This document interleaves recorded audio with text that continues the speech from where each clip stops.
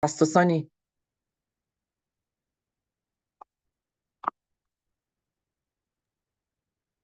Yeah, good evening, everyone. Welcome to this session. And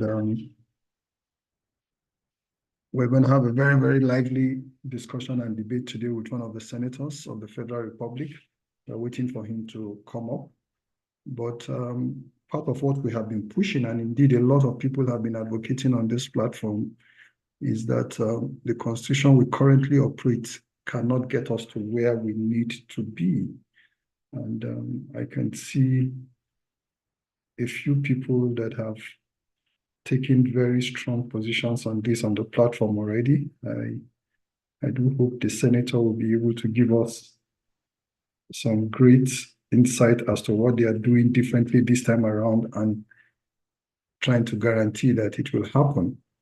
I know that the Ninth Assembly did some constitutional review, but we are yet to see the light on that review they did. So today we are going to be having this very important discussion on constitutional review, roadmap to unlocking the Nigerian potential.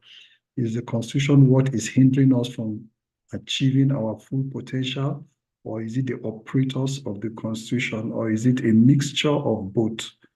We would discuss them, and hopefully the authorities are listening and hearing us, and we'll be able to push the needle in that respect. So today, we are going to be having this conversation with Senator Neda Imasuen. I think he represents Edo South Senatorial District in the National Assembly. And he is of the Labour Party, right, Jumoke? Yes, he is. Okay. Okay. Is he a first-time senator? He's not back on yet, is he? No, yeah, because I called him and he was trying to log back on. So knock on wood. The labor forces are not against him. But the senatorial forces are not against him. Or maybe he went for the labor convention that just took place, and he's yet to come back. No, he's actually in New York at the moment on holidays. So he was on the platform and then logged off. So I'm not okay. I think maybe hopefully he's joining with another, because I know he got a lot of flack from the Labour Party, from some of his counterparts. So I'm hoping it's not them that are against him. Yeah. All right. But I mean, let's all prepare our minds. So what area would you like to see the constitution change? I see a lot of people. Now is our opportunity. I think is it the House of Rep that has called for memoranda from the public on what we would like to see. A lot of us have spoken, very passionately about us amending the constitution and making it a workable document for the Nigerian state. So in ALG, we have a group that is already working on making a presentation to the House of Rep.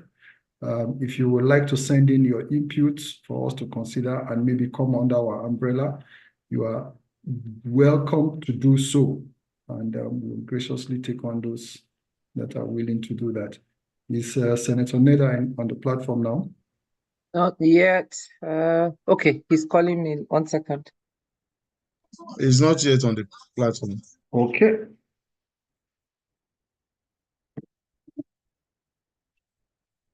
Okay, Pastor Sonny, we can continue your line of thought. That what areas of the constitution would we like to see either expunged, amended, or tweak here and there? Yeah, I think we can start compiling list. Or if we want to call for a total abolition of this constitution and have a truly citizen-oriented constitution, like we, the people of Nigeria, truly have a constitution, have our own representative, and we sit down together and state terms and references under which we want to be a part of this association. So I think we can start having the discussion. And some people are actually raising their hand. Pastor Sonny, over to you, sir. Thank you very much, Pastor Olu.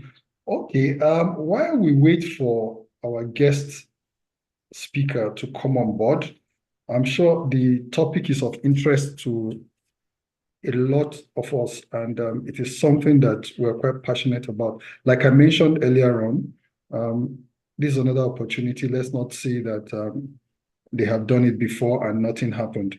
So there's another opportunity to yet make another representation to the National Assembly. There are areas where you would like to see changes, areas where you would like to ensure that the Constitution works for the generality of Nigerians. We would just like to hear a discussion on this platform, but there's a group in ALG already working on a position paper that we want to submit. So that is what I'm calling for. So I see one or two hands. We're going to. He's joined us. He has rejoined. Yeah. Okay, he's back, but his audio is not yet on. Okay. So maybe I should tell him to turn off his yeah, he's on now. Okay. His audio is on now. Yeah. It's good to go now. Okay. Over to you, Pastor Sonny. Okay. Senator Neda, are you on the platform now? You can unmute yourself. Okay. Yeah.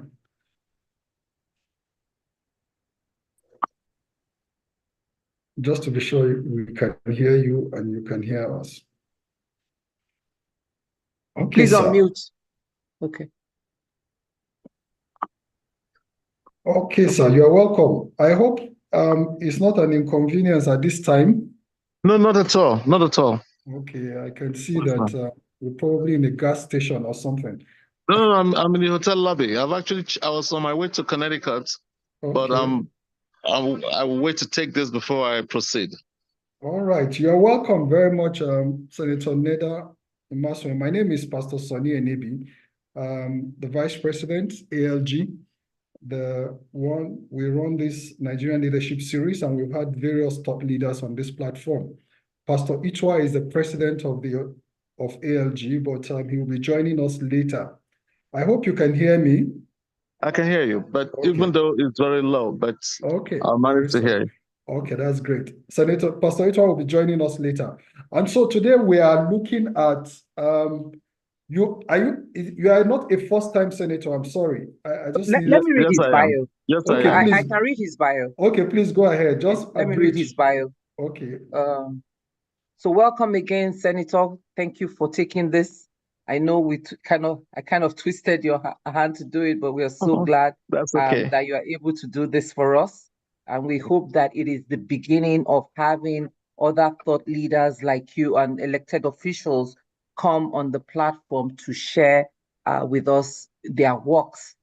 This is a very important time in our country. And as Pastor Sonny has said, ALG is focused on good governance and responsible, ethical, accountable leaders. So we're willing to work with as many officials that are interested in moving Nigeria forward.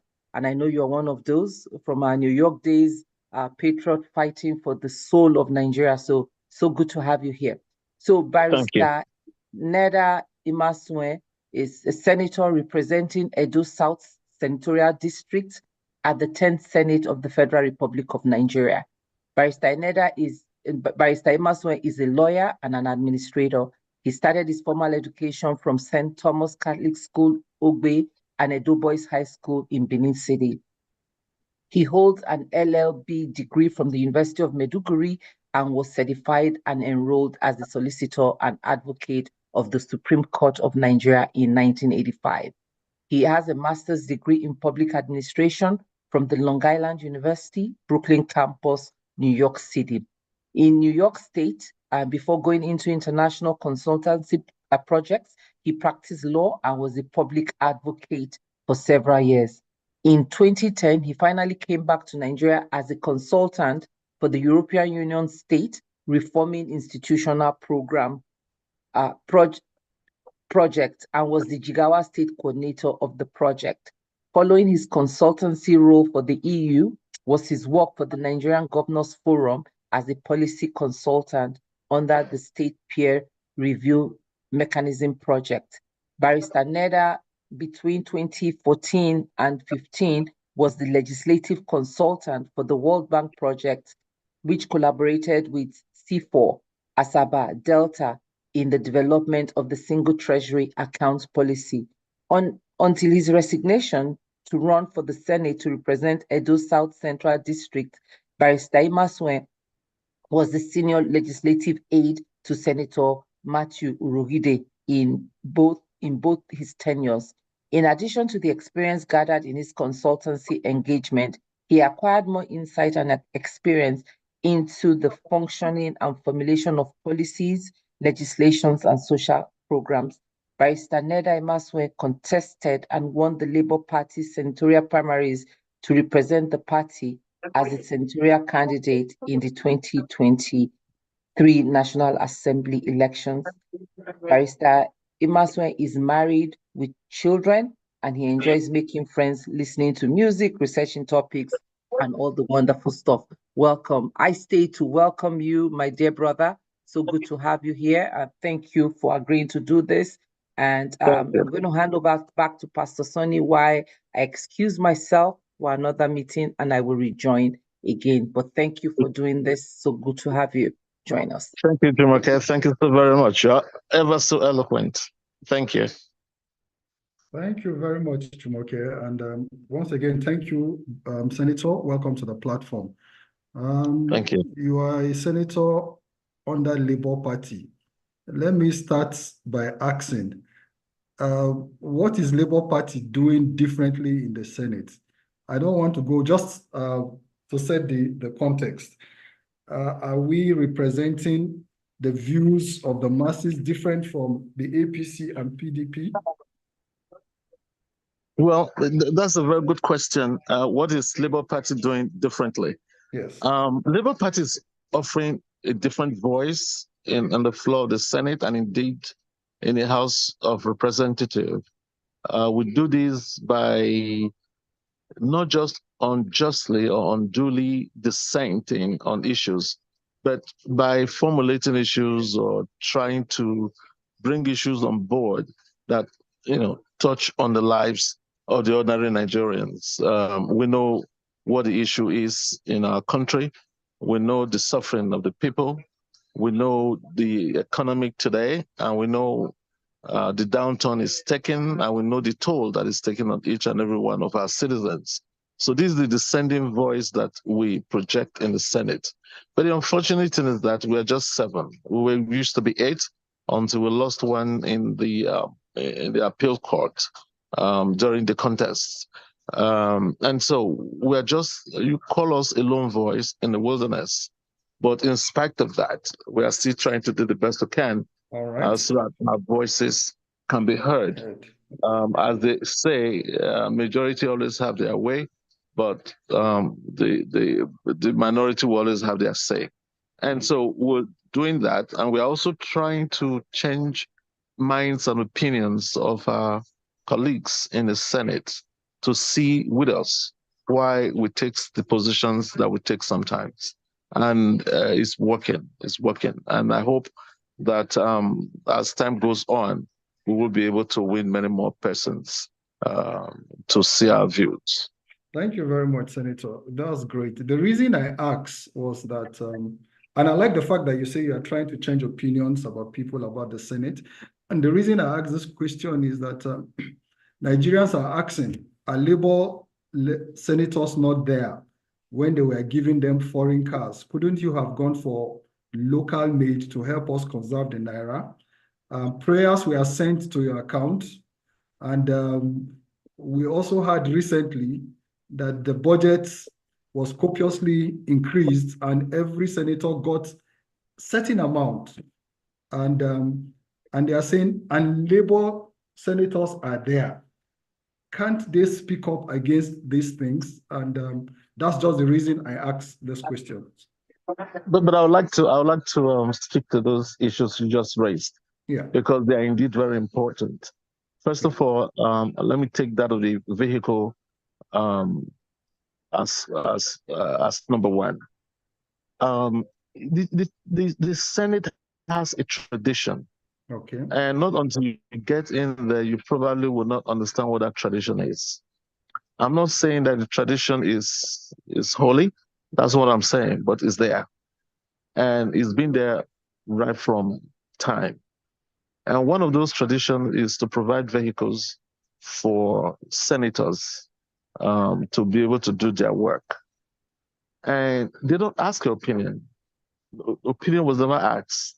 Do you want a car, or do you want money instead of the car, or what type of car will you want? It was never asked, at least in the Senate. But I think in the House of Rep, that leeway was given to members. I say so because 2 Labour Party members that I know of in the House of Representatives, one of them was given money, and he went to buy a very beautiful car by Innocent. If you look at that car, you probably think that it's a Maybach, like a Mercedes Maybach. That's how you think it is. Beautiful, strong, and nice. And when I saw that car, I actually thought to myself, I wish I had the opportunity to also do the same thing. The other member of House of Rep that I also know got his own, and he said, look, he needs money to settle some of his legal things. So he bought a used car, which is still very good, and used the other part of the money to settle his legal bills. So we were never given those opportunities. But that is not to say that we didn't receive it. I'm not going to sit down here and tell you that, Senator Nede did not receive it. I did receive it. But like I said, it's a tradition that goes on every 4 years. But I wish we were given that opportunity to decide, do I want to buy Innocent, or to buy a Toyota, or to buy whatever it is? We're never given that opportunity, and that's what it is. Like I expressed in one of the other fora, if you refuse it, nobody's going to force you to take it. But trust me, it will end up in someone else's convoy. And there's nothing you're going to do about it. You didn't take it, it's there. And before you know it, it ends up in someone else's convoy. And that's just what it is.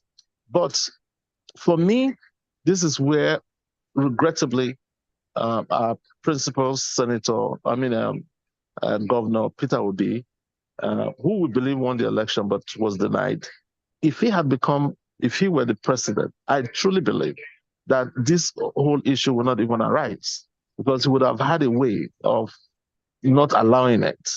But that is behind us now. It's water under the bridge. Let me move to the second part of it, which is the issue of palliatives and money given to us. I will tell you, and I hope I'm being recorded because I need to be reminded again, that as of today, as I speak to you, I have never received any 200 million that is said they give to every senator. I have never, and I don't know of any senator that received 200 million. What was told to us was, when we complained in December that our constituent members are all suffering, they cannot even put food on the table for the Christmas. It was agreed that they should give us money to buy rice for all of them. Not even money, to give us rice for them. And so 200 million was voted for each senatorial district to provide that rice. That was in December of 2023. As I speak to you, I have neither received 1 penny nor a grain of rice. Like I said, I'm being recorded, and so I know exactly what I'm saying, and I'm saying it publicly. And so when people say we were giving certain amount of money, I don't know those who received it. I certainly did not, and I know most of my colleagues that I know are complaining just as much as I'm complaining, because no one received it. Are we going to receive it in the near future? Perhaps yes. And when we do, yes, I'll come out again and say yes, S amount of money has been provided to buy S bags of rice, and I have done so and have so distributed. But not until then. Whatever they are saying is for me, it's rumor. It's not true. It's not a fact. Okay. Thank you for setting the record straight. I'm sure a few people on the platform will probably take that up, but we just needed to clear that because being a Labour senator, we believe that you're on the side of the masses. But thank you for putting the record straight as far as you know it, because these things also emanated from the Senate. The senators themselves were the ones saying that they got it and they knew people that got it. You are saying that you don't know any senator that got it and you didn't get it. But let us leave that. I think you are alluding. But I think you're alluding to the issue of the 500 million. I just addressed the issue of the 200 million with rights. Okay, so there are different. Yes. Okay. Oh yes, the issue of 500 million, which Senator Jarigbe, I think, Senator Jarigbe that raised the matter, which he promptly denied. I don't even know where that came from. Honestly speaking, I have no idea where that came from. 500 million per senator. Maybe there are some senators who received it in some other caucus that I don't know of. Okay. But there's no senator that I know that received 500 million. Okay. I didn't, and I can tell no Labour Party senator received 500 million or anything to that in that regard. So it is a lot of things come up sometimes, and you begin to wonder where this things coming from. You know, it all came up when Senator Nigi made his public statement, which some of us frowned out. I frowned at that statement from Senator Nigi because he's a ranking senator that has been there for years, and he has never raised his voice. And I asked, why were you so silent? Where was your voice when the last administration, for over 8 years, printed 23+ trillion naira unlawfully and stole that money because you cannot put that money to a project? Where was his voice? I mean, that is what has plummeted our economy to the low level that it is today. Inflation is up to the high heavens. I'm not justifying anything here, but I'm just saying that, look, you cannot cherry pick what you criticize. And whatever he's saying, that's the 2 budgets. I'm so surprised that Senator Nigi, of such an experienced man, a senator, ranking senator, who even say such a thing. There was no such thing as 2 budgets. There was no such thing at all.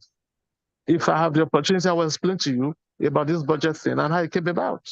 Okay. All right, Senator. Thank you very much. That was just, by the way, to clear the issues. I don't want people to get too hot on this, but we can't bring a Labour senator to such a platform and not ask him about these things. But today we are talking about Constitution, the Constitution of Nigeria, to review it, roadmap on how to unlock Nigerians' potential.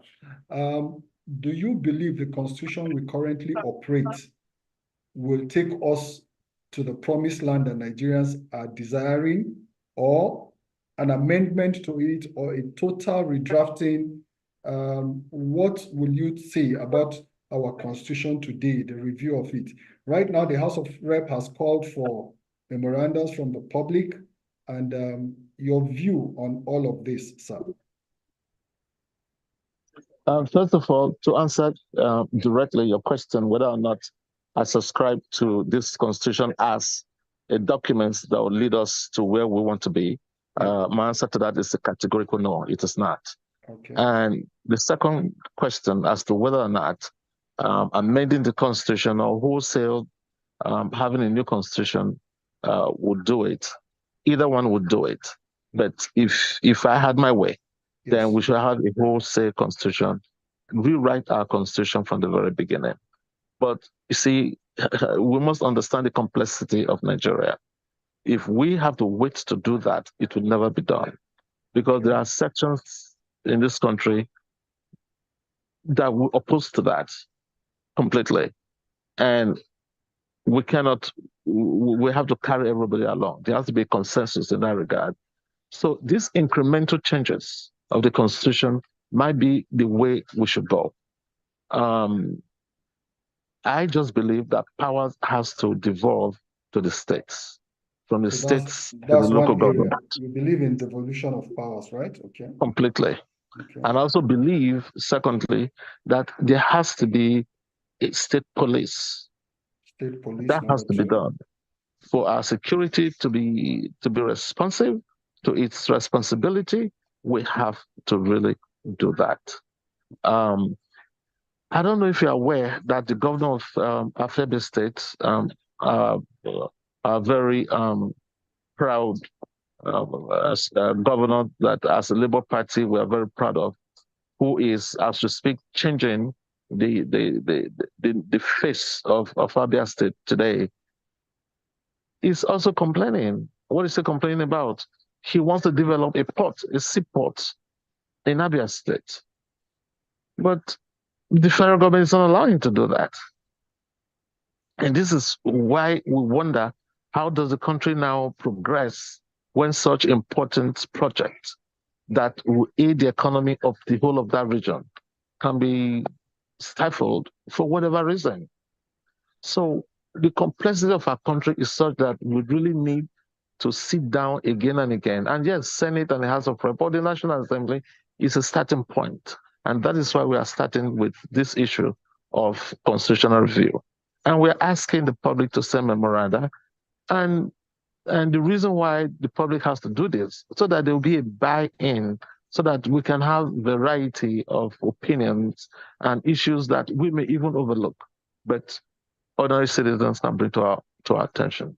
It's very important, and I will use this medium to please ask every Nigerian to please be part of this, participate in it, and see to it that at the end of the day, we have something that is more robust and workable for a Nigerian that we all desire.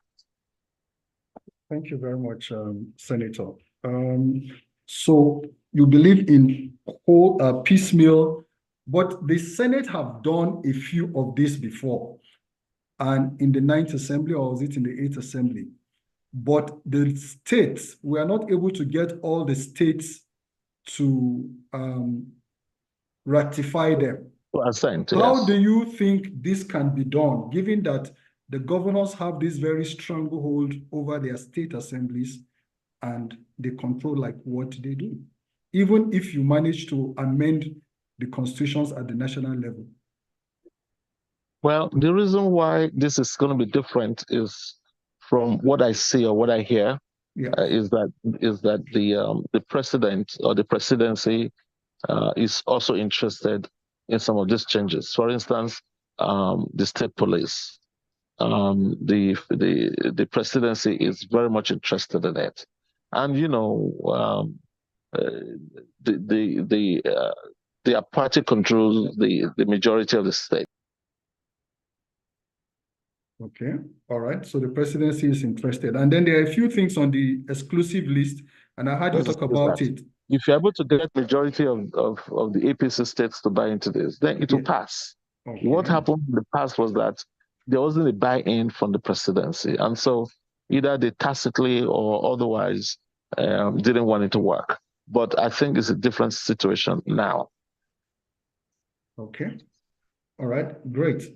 And I can see a lot of people are itching to jump into the conversation, and we'll soon get them all involved so that we can have a more engaging conversation. Your views on the concurrent and exclusive list, because I heard you talk briefly about it when you mentioned the seaport that Abia State wanted to develop. Is it just that, or there are other things that you think, looking at the concurrent list and the exclusive list, or the exclusive list as the case may be, what should we devolve to the states or to the federating unit? Well, there are a whole lot of things that we need to unbundle in that exclusive place. Yes. And I think the stacking up of that exclusive list is part of what is dragging us back in our developmental strides, or what we strive to achieve. For instance, the issue of resources. I know it's a thorny issue. It's an issue that different segments of the country, for different reasons, either agree to or oppose to. But I just believe that unless there's a healthy competition among states in development, we will remain where we are. And so we're saying that let the states control their resources. And indeed, there is no state in Nigeria that do not have resources with it underneath it. It doesn't matter what it is. Even some of the poorest states you think about, like Zamfara. Zamfara is sitting on a mine of gold. Sitting on a mine of gold. If you look at other states like Niger State, and the Niger State governor will tell you that yes, he listened to Obi and his constant referral to Niger State having the largest land that is even bigger than most of the European countries that exports food to the world and makes billions of dollars from it, and therefore Niger State can do that. And I think Niger State governor has taken that initiative and is beginning to do it. So this is the kind of competition we're talking about. Let every state control its resources and let the federal government tax it and redistribute as it wishes. But for a situation where everything is stacked up on the exclusive list, and at the end of every month, every state governor, even those that can afford it, no longer want to do anything, runs to Abuja with cap in hand, asking for his own. It's not viable. It has not worked for us in the past. It's not working for us now, and it's not going to work for us in the future. We have to unbundle all of this so that Nigeria will work. Thank you. Pastor Sonny, Yes? Pastor Itwa is in. Okay. All right, great. Pastor, you are welcome. Let me just ask you this so that Pastor Itwa can take over. I like all the things you have said. So does Labour Party have a caucus that have views on all these issues which you want to push or you will push? Because if you've ever had this phrase, strike when the knife is hot, you guys are almost a year old in the house now, and we haven't had any forceful push that this is the position of Labour Party on XYZ. Is there anything that Labour Party as a party, or even the senators as individuals, have put forward in front of the House to say that these are the changes we need to make this country work? Well, yes. First of all, the Labour Party caucus in the Senate is well and alive. Like I said, we used to be 8 until we lost one to the appeal court, and so we are now 9. Yes, consider us a lonely voice, but we'll do the very best we can to articulate our positions and to bring it to the fore. In this issue of constitutional amendment, yes, we are all going to participate and we are all going to drive our points home. As Labour Party, we have the same caucus, we have the same mindset, and we believe in what I just spoke about as to how we must move our country forward. So I would say watch out and let's see what happens as the days and weeks run by. All right, so thank you very much. The president of ALG is on the platform now, Pastor Itwa. I don't know whether he's in a position where he can talk. But Pastor Itwa, if you can talk, I hand over to you. We have a few people that have raised their hands.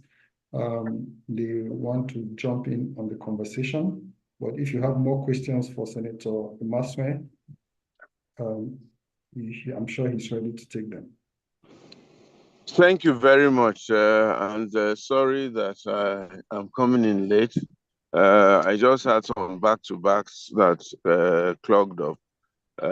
So I do apologize. And thank you very much, Senator, for joining us and being here today. I know you're not in the country and it's taking a little bit out of you to be here, but we really do appreciate it. ALG, we're just trying to contribute our quota to the development of Nigeria. We think that Nigeria can be a great place. We think that if we get the leadership right, we can get a great Nigeria. We also think that the followership is a bit culpable and those followers have not done the right thing. And we're looking for concrete suggestions from the average Nigerian that is implementable, that will help us build a greater Nigeria. You know, a total absence of corruption where possible, such that there'll be better things and public money will be better utilized for the betterment of many more, rather than the concentration on just a few, and that if indeed the money went round to be easier to live and work in Nigeria, and everybody would benefit. I have two questions for you, okay? And the first one is this. The National Assembly, people have been advocating for a unicameral assembly, one assembly, you know, either the Senate or the House. Let's not double the money. Let's have effective people in this place and not doubling the expenditure, which is already so high. That's number one question. What are your genuine thoughts? Number two question is this, all right? This constitution that we're talking about, what do you think? Do you think it's an appropriate constitution? And should it be reviewed and restructured? And which process should it or can it take? And what role should the National Assembly play in this matter? Then the third question is, our presidential system is reputed to be very, very expensive. And I know it is extraordinarily expensive. And that is part of where we have such a great amount of corruption in the system, because it has cost people so much to get into office. Naturally, they have gotten into the office to benefit themselves, and naturally, they would want to get back, whether borrowed or stolen or had, all the expenses that it has cost them to get into office. So it's a complete cycle that keeps repeating itself. What do we do? Let me stop at those three questions for now, and then we'll take it from there. Thank you very much. Thank you. Please remind me, what was your third, what I was trying to write? What's your third question? Okay, the first question is... No, the third. National Assembly. The third one. Okay, yes. The third one is... presidency. Presidency is the presidential system, the money to enter office. The cost of what system? This system of the presidential system is so expensive. You know, because the man has to go all over the place, even the primaries alone, talking to delegates, going around delegates, and so on and so forth. These are expensive. You spend a lot of money. There's no way you get there and you won't want to recoup the money that you spent. Even if people dash you the money, you want to recoup it, or whoever dashed you will be asking for favors afterwards. So how do we go about this thing? Well, let me start with number one, which is the whether or not the bicameral system that we run now is appropriate. And I think I would tie that to the presidential system of government, because it speaks to how expensive it is to run either the unicameral or whether it's presidential system. But on the unicameral thing, for me, is neither here nor there. Either one will serve, but when you look at the complexity of Nigeria, when you look at how huge we are, and how expensive it is to run both unicameral, both the Senate and the House of Rep, I will agree with you that if we have one system, if we have one house, either House of Rep or the Senate, that would do, but certainly not going to be the Senate, because that will not be proper representation of the people. But that the House of Rep, because it's representing smaller units of the country. Yes, that may be a way to go, but I don't know whether or not that is going to be safe or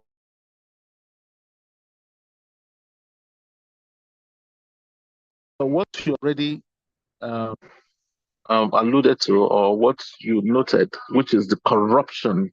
The corruption is, for me, is the bottom line in trying to salvage our country from where we are. Either system, whether unicameral or bicameral, if we are not able to tame the corruption, the corrupting tendencies of an average Nigerian, whether in the civil servant, whether in the politics, or whether in the public life, then we will not actually be solving our problem. For me, that is a huge problem, which I believe leadership needs to step up in doing this. Now, on the issue of constitutional review, you came late, and that is why you didn't hear when we discussed it. The constitution, as it is, as I answered before, is not sufficient. It's not what is going to take us to where we need to be as a nation. It's not sufficient. It's deficient. I just believe that, I don't even believe it's our constitution.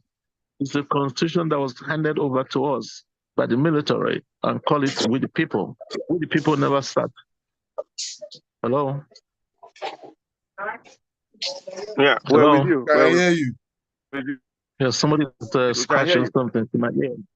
Okay, so it's not going to, if we don't address the issue of corruption. Oh well, I was talking about constitutional review. Now, the constitutional review, if it's not the constitution that we sat to formulate, it was a constitution that was handed over to us by the military and said, "We the people." No, we the people didn't sit down to do that. And so there are so many flaws in the constitution that I think that we need to sit down to review. And we spoke about the issue of the devolution of power to the federating units. That is very important. And it shouldn't even stop at the state. It should go further down to the local government. And if we're able to achieve all of these things in our next constitutional review in such a manner that power can seriously be devolved down to the states and local government, then we would have started the process of trying to put our country back on track. Presidential system of government, just as expensive. The alternative was, remember that we had the alternative before, during the First Republic. It wasn't a presidential system of government, and we know what bedeviled that period. It's about us, the operators of either system. If we, the operators of this,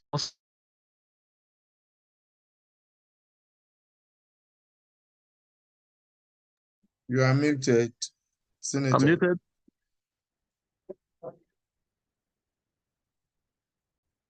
Please continue. Can you hear me now? Yes, we can hear you. Continue. Okay. Now, if we, the operators of the Constitution, are allowed to just do what we like without any reprimand, then we're going to run wild west. But if we are able to put things in check, either system of government will work well for us. And I don't know how long we can be oscillating between the two systems by way of looking for which one is best for us, when we should be focusing on the operation of either of the systems. If we operate them well, presidential system of government works well in other places, and if we operate them well, we will have the result that we want. We will be able to put the country back on track. But it doesn't matter what system we have, if we, the operators, are not true to it, we are not honest to it, and we begin to play all different type of cards, be it religious, be it regional, be it tribal, whatever it is. If we start putting that in front rather than behind us, then we'll begin to operate the system in a very negative manner. So for me, we need to have a total revamp of of us Nigerians in the way we look at things and in the way we address issues. High school is a very good start. Today, I don't even think we teach civic education anymore in schools. And so the issue of nationalism or nationality, or the issue of being true to your country, of offering yourself to the country and talking about what you can do for your country and not the other way around, it does not resonate with us Nigerians today. It's just because there's absence of so many things that has been so for such a long time.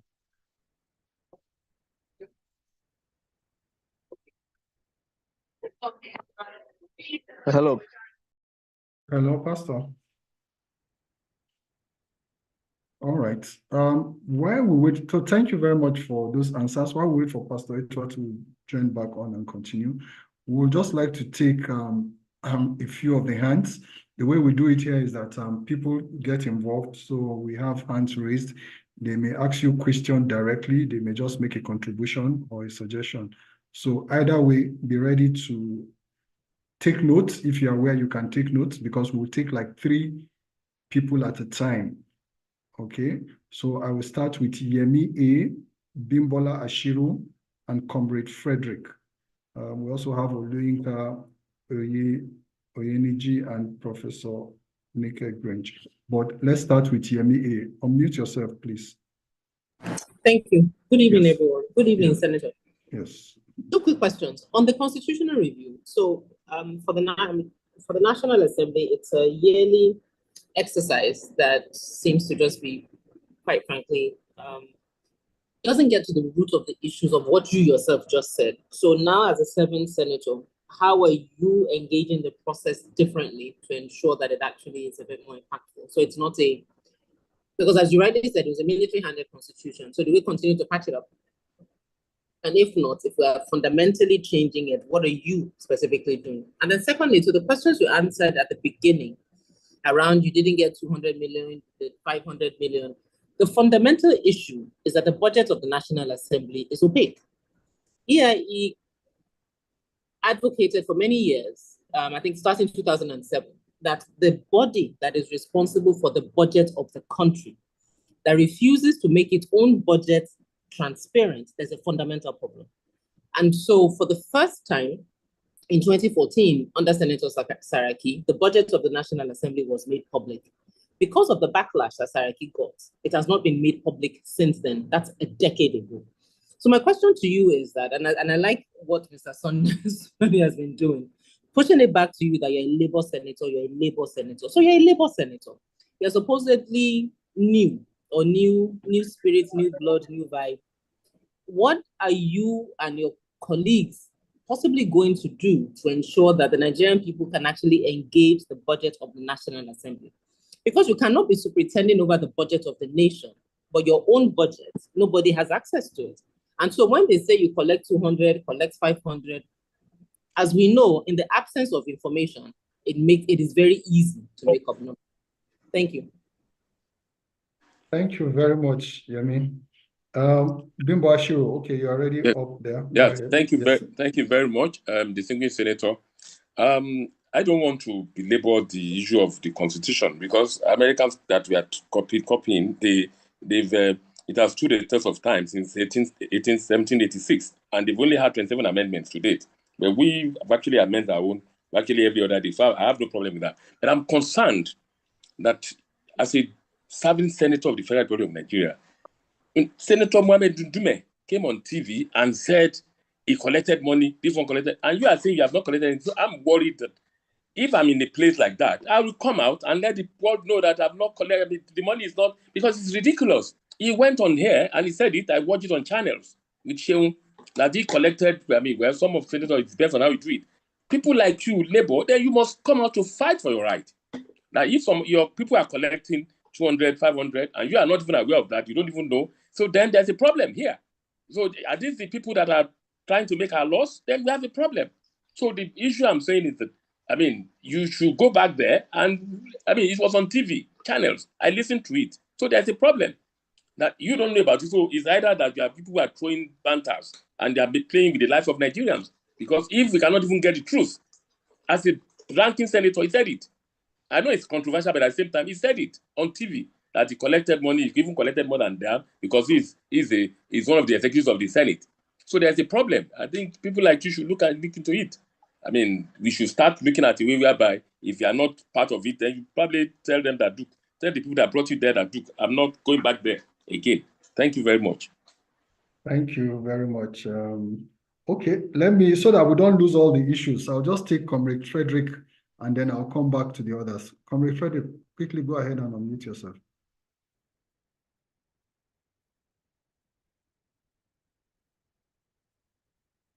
Thank you very much, Senator Imasuen, ladies and gentlemen. I would like to make two problem statements and make two recommendations in line with the problem statements. Now, I have observed that many government offices in Nigeria don't have email addresses or telephone numbers. Once you write them, send them an email, they don't respond even when they have.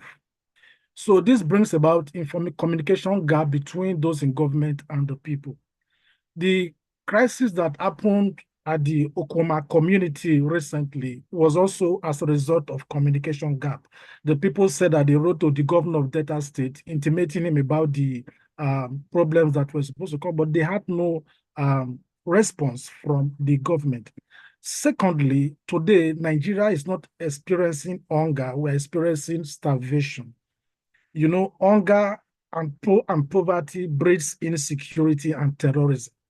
Based on these two problems which I have raised, I would like to respectfully recommend to the senator if he could make or present two bills before the National Assembly.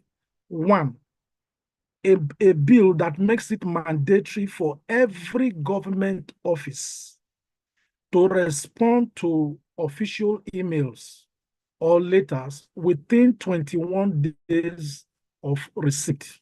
Failure to do this should attract consequences. I am living in a country where there is a law that makes it mandatory for every government office to respond within 30 days. So that is one point. The second point I want to make is that when you look at the hunger in the land, you will know that Nigeria today needs productive legislation, and Nigerians are looking up to the Labour Party to be a vibrant opposition or contributor to the parliament. Therefore, I would like to make my second recommendation that Senator Imasuen should move a bill that makes it mandatory for every local government area, 774 local government area, to have a farm operated by the local government. Such a land or such a farm should not be less than 100 hectares. Now, every local government area must produce a product that is based on highest comparative advantage. If your local government is good for the production of yam, give us excess yam in that local government area. If it is good for fishery, piggery, pineapple, you can even have a pineapple farm and also have a pineapple juice processing company inside that farm. There is no rule that says that our beef must come from the north. When governors, even from the south, begin to have farms where they are breeding their own cows, there will be competition in the price, and this issue of herdsmen clashes and all of that will be drastically reduced in the face of competition. So if you can move a law that makes it possible or mandatory for local government areas to have their own farms throughout the state, you'll be suffocating Nigeria with too much food. Food security is national security. Thank you very much. Thank you very much. Thank you, Senator. I hope you still remember the first question, the second question, and yeah, I tried to write it down. Yeah, please, your response Okay. before we go to the next set. Yeah. Thank you. Is it Ms. Yemi? Yes, Yemi. Yemi Ademalakun, you must have been seeing her. She's the executive president of Enough is Enough, executive director. Go ahead. We can hear you. Hello? Yeah, you're muted. Okay, go ahead now. We can hear you now. Miss Yemi, thank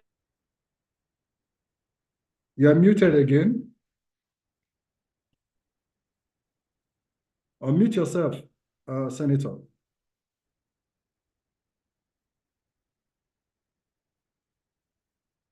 Unmute yourself, Senator.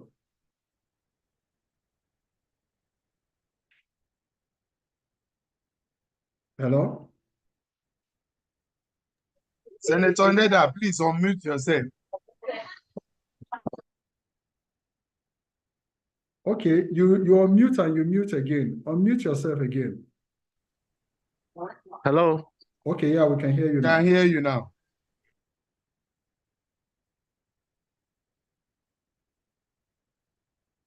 On review, it's true. It's yearly issue when the National Assembly passes this amendment.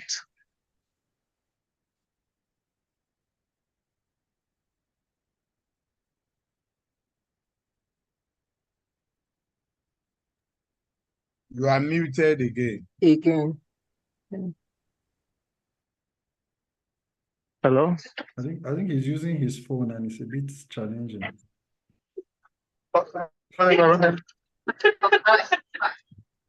We can hear you now. Oh. Okay. Hello? Yeah. Hello? Hello, yeah? Okay.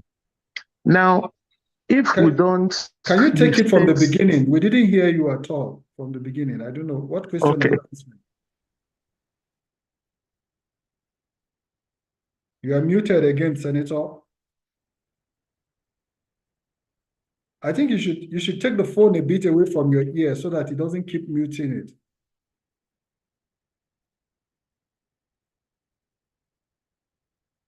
You are muted.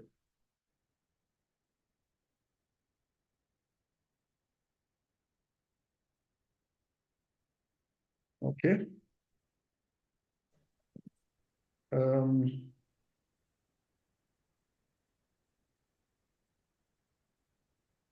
He's still muted, right? Is he still there? Yeah, he's there. But you're He's still muted. here, but he's muted. Probably he can't hear us because, you know, He when should be able to hear us because his audio is on. yeah, no, but when he puts that phone to his ears and he's talking, he mutes it. yeah, Okay. he doesn't hear that people are talking to him.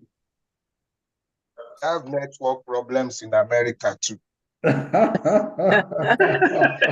It is the labor forces. One just happened in Baltimore that caused the loss of lives. Yes, we know.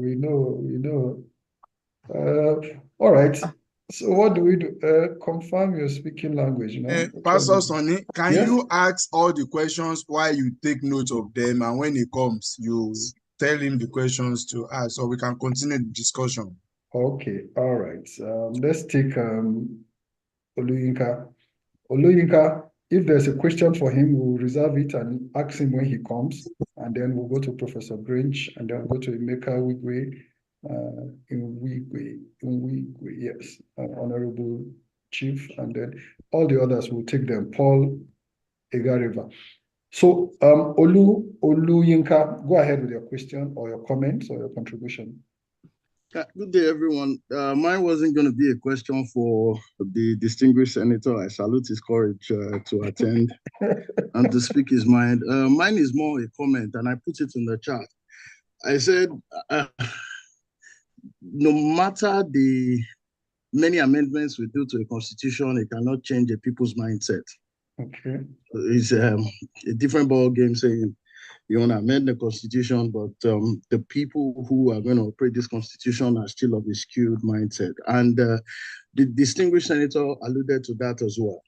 In the United Kingdom, we do not even have a written constitution, and yet we are effectively governed. So I think that Nigerians should not play to the gallery, thinking Hello, that... Hello, can you hear me now? Yes, we Hello? can. Hello? There was a glitch. I was speaking, but it looks like no one heard me. Yeah, nobody heard you actually.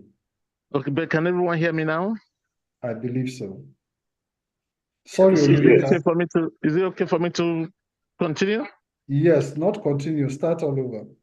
Okay. Now, I was responding to Miss Yemi, Okay. and I remember she talked about three things: the yearly exercise of constitutional amendment, Yes. the budget being opaque, Yes. and the Labour senator's position on most of these issues. Yes. Let me take the first one, the yearly exercise. Like I was beginning to say, it doesn't matter what we do in the National Assembly.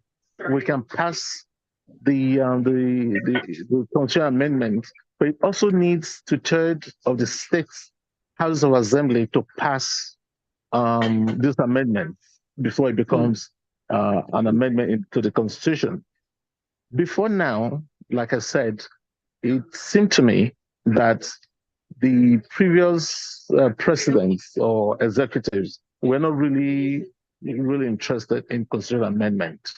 But this present administration, I'm not APC, I have to put that straight up, on Labour Party, but it doesn't mean that when I see something that I think is good, that we not mention it. And so this present administration seems to be very interested in the state police issues, that every state should have its own police. For me, is the beginning. If it passes, and I think it's going to pass because the federal government, the executive, is putting their weight behind it, and since they control most of the states in the country,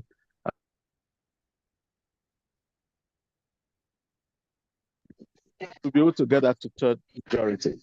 And so I'm hopeful that this exercise regarding this will pass.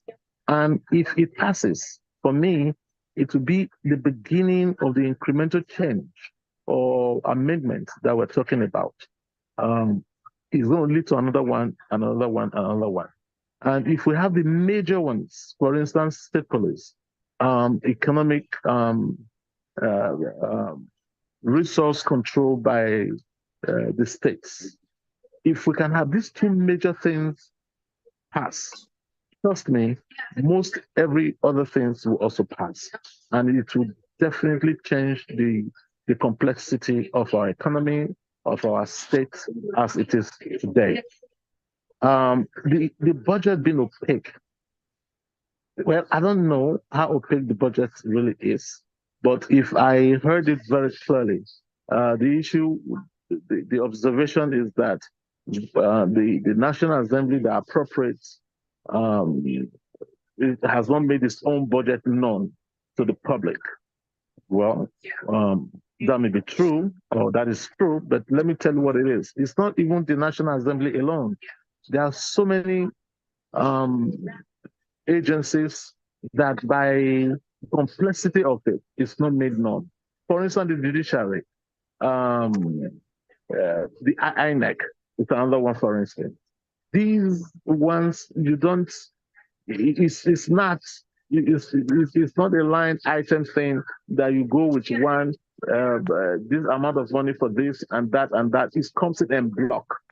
And the National Assembly budget, if it's made public, I don't think that it's going to raise any big eyebrow, because a lot of people actually see National Assembly as both the Senate and the House of Reps. But there are so many agencies that surround them. It's a whole, for instance, the National Assembly Commission itself, it's not a National Assembly. And the budget is drawn from there. The NILS, the NILS is also part of it. That's the national. Can you hear me? Can you hear me? Hello? Yes, we can hear you. Okay. The National Institute of Legislative and Democratic it's also part of it. But yes, it should be made public, and it's something that we will also lend a voice to, so that it can actually put to rest the belief that perhaps certain thing is that is untoward is going on there. I don't think that should be an issue at all. But like I said, we will lend our voices to some of these issues, but whether or not it carries the day is a separate matter entirely. Because, like any democracy, majority will always carry the day.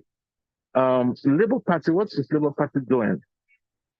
Labour Party is lending its voice in the way that it can, within its powers, within what it can do with the numbers that it has. But like I said before, we're also doing the best we can individually by trying to change minds, by trying to let people buy into what we are doing and where we are, and for them to see the reason why we need to take certain directions in our policies. It's going to be incremental. It's not going to be something that's going to be that is going to be automatic. We must understand that the National Assembly is the conglomeration of all manners of Nigerians, all manners of ideas, all manners of experiences, and all bringing religious, tribal, regional, and what have you. It comes to one pot, and we'll begin to look for a way that we can have a consensus that will be best for the country. Mr. Ashiru, thank you for your question again. Are you related to Senator Ashiru? Mr. Ashiru?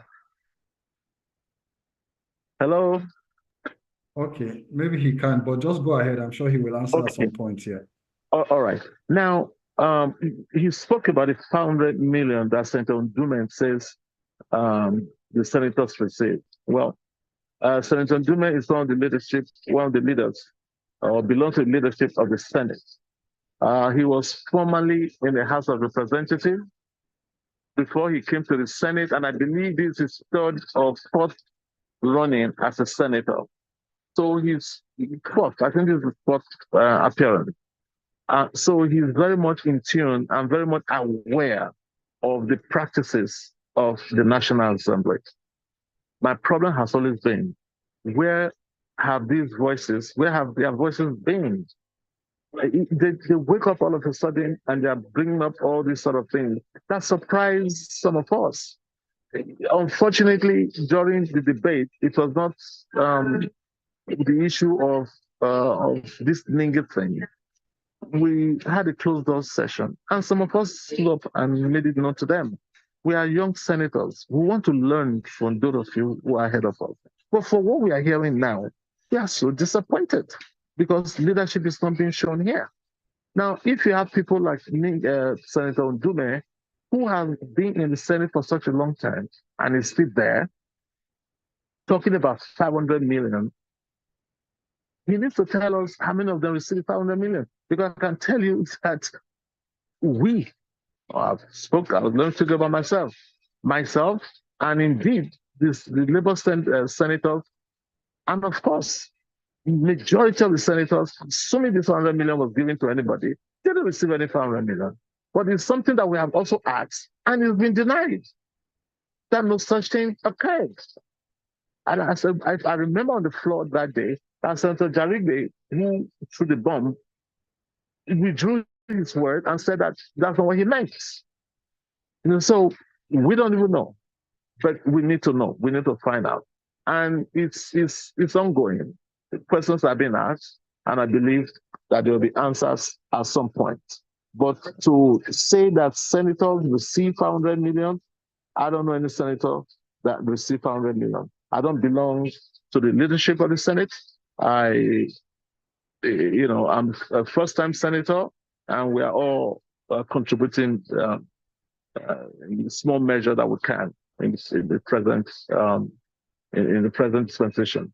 Now, Comrade Frederick, I'm trying to answer as many of them as I can as I remember them.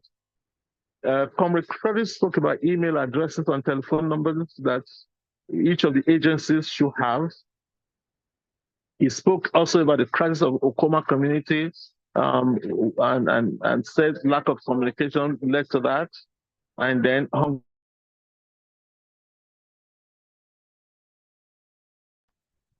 for which he asked for a mandatory 2 bills that he proposed that I should take up. A, mandatory for ministries, agencies, and departments to respond to official inquiry by email in 21 days. And then also 7 local governments to have farm operated by them. So let me go straight. I believe when I answered the question of the bill, it will answer that other question. Now, the bill, for me to propose a bill to mandate all these agencies to do that, I think that's the easier part of it.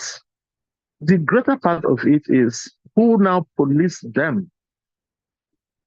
Who now says, I'm very sure, I've not done my research on this, but I'm very sure that if I do my research on this, that there's something already in the books which says that they must respond within certain amount of time. Like every other thing in Nigeria.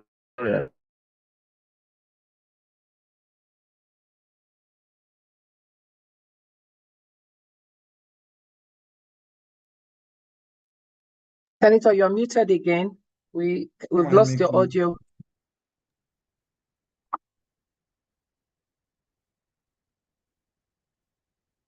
Senator, you're muted.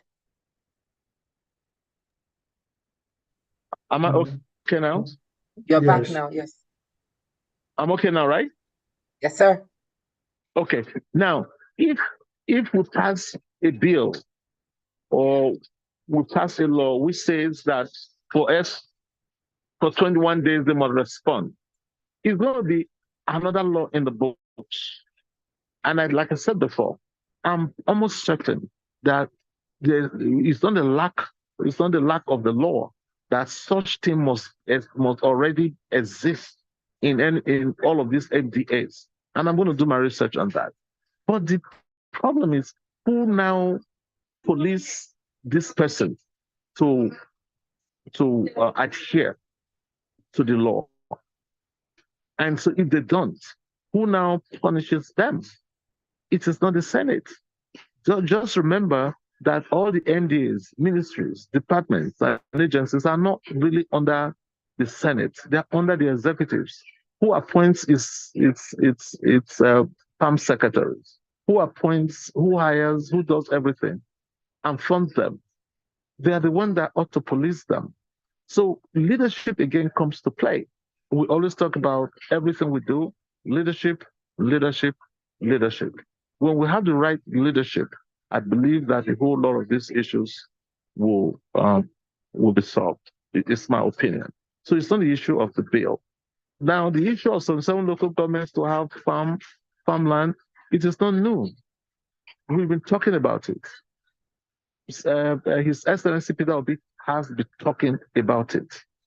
Now, are you saying that we should now pass a law which says that every local government must have a farmland, must have this, must have that?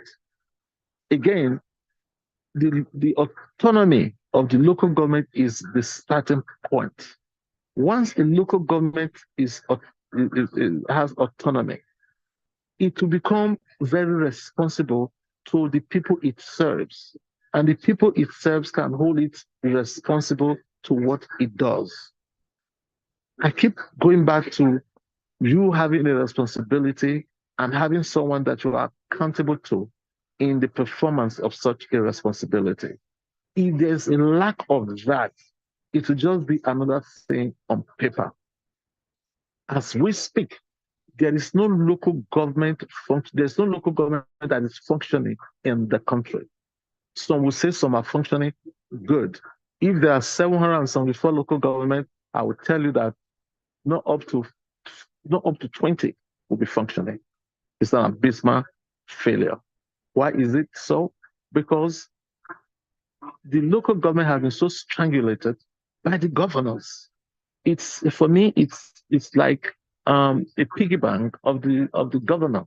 The money comes, it doesn't go to local government, it goes to the coffers of the state governor, and they decide for local government what they give them to your pay salaries perhaps, and they appropriate the other ones in the guise of we're going to use it on your behalf.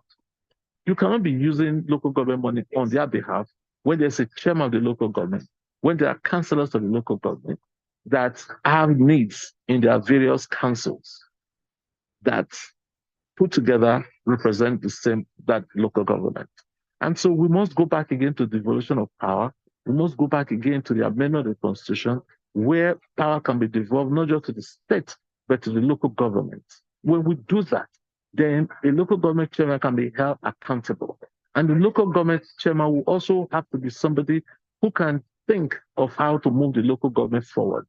The reason why responsible, educated, experienced men and women are not vying to go to local government is just because of the redundancy.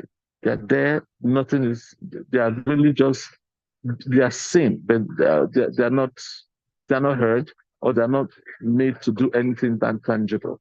And so it doesn't attract the brightest of minds. And if you come back to the US, for instance, a mayor is local government, is the chairman of a local government, of a local government. You know that the mayor is powerful in any city in the US.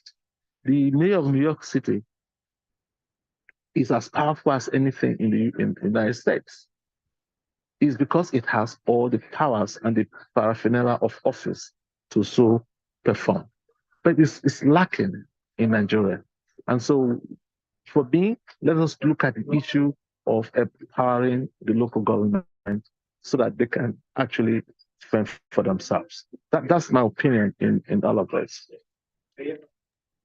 Thank you very much. Good evening, everyone. Jumoke Akintelo, Vice President of ALJ. I'll be taking over this second segment of questions and from the audience. Please, I'm just going to ask, we have 7 hands up. Please keep it to 30 seconds and to the point, because we are coming up on the hour. This is a very important topic, and we want to stick with this call for memorandum. As Pastor Sonny has said, ALG has a working group that is going to be responding to that call. So your input is very important. If we can stay on the topic, we'll probably have Senator Imasue back again, since he was to answer other questions not related to this constitution. So please, we ask that you please help and stick to the topic of constitution review. I'm going to 30 seconds or less, please. Professor Grange, please go ahead and ask your question. Thank you, Ma.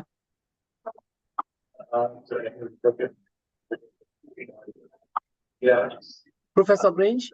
Yes, okay, thank you. Thank you, distinguished Senator. Thank you, Prof. My own question about this 500 million is not whether you got it or not, but why does it have to be given in the first instance? Why is it a constituency?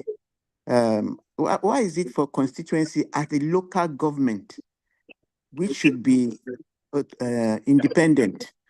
And that money should go to the local government. So I need an answer to that, please. Secondly, talking about corruption, I believe that part of it has to do with the lack of independence of the various levels or the various entities of government. That is the legislature, the executive, and the, what's the other one? Judiciary, okay? It seems that they are all just patting each other on the back. This kind of setup was to bring about checks and balances, but we are not seeing the checks and balances, So that is one area which we need to look at. It's there in the Constitution that there should be checks and balances among them, but it's not there. The other thing is that the judiciary, the executive actually appoints judges, and it is said that the judges are appointed by a National Judiciary Committee, who actually sets up the National Judiciary Committee? Well, it's the executive, isn't it? So, you know, already there is a blurring of power there. And, you know, obviously, people cannot act independently. So that's the last one is about, okay, what second to the last is that. No, ma, please, ma. We have 6. I know you know how much I love you, but we have like 6 hands up, so we really have to move on to the others. Just you know, it has to do with this corruption thing. There are provisions made for public servants, high ups, to declare their assets and make them public. But I don't think that is being done now. Like, correct me if I'm wrong. I know that in our time we did. So that's the last one then. Thank you, ma. Thank you. Thank you. Right. May I have Mr. Emeka, please go ahead and ask your questions. Sorry, we really have to keep it because we have a lot in the chat as well. Thank you. Please go ahead. Yeah, thank you very much. Let me lay a background to my question. I know that the country, the way it started as a country that is a bunch of nations forced to be together. So when the colonial masters came into Nigeria, as they finished with the South, they moved up north and discovered that already they had the oligarchy system in place, which was holding down the indigenous people there. And the oligarchy system used hunger and ignorance as their strategy to hold the people down. And that same strategy is still in place today, which they're now trying to spread throughout the whole nation. Hunger and ignorance. Ensure that the people don't go to school, ensure that the people are hungry, so that the few who have access to these can control the masses. And that is what is in place today. Now, the Constitution, which we are operating today, is a unitary constitution, which was handed down by the military. And that same constitution, the same military created the states and the local governments in favor of a particular part of the country. And those states and local governments form the basis of the election, that is the representation today in the National Assembly. Therefore, whatever that is going to be done on the Constitution that is going to be democratic has to be based on the votes, and those votes are from the representation. Take, for instance, Kano State. Kano State, no matter how huge it is, the population of Kano State cannot be compared to Lagos. But how many local governments do you have in Kano State alone? And from Kano State, they created Jigawa State and all those other places. Only Kano State. They have the numbers in the National Assembly. Therefore, nothing meaningful that doesn't favor them, or the seat that doesn't favor them, would pass through the National Assembly, no matter how many times you try to amend the Constitution. So, except there is a reset, for anything to happen, the people need to get together to form a new constitution by the people, not the ones handed down by the military in favor of a particular section of the country. That is my thank you. Thank you. Thank you very much. So I will take this last one. That was more of a comment. I don't know that I got any question from that. We'll take Honorable Chief Ezehi, please. Go ahead, sir.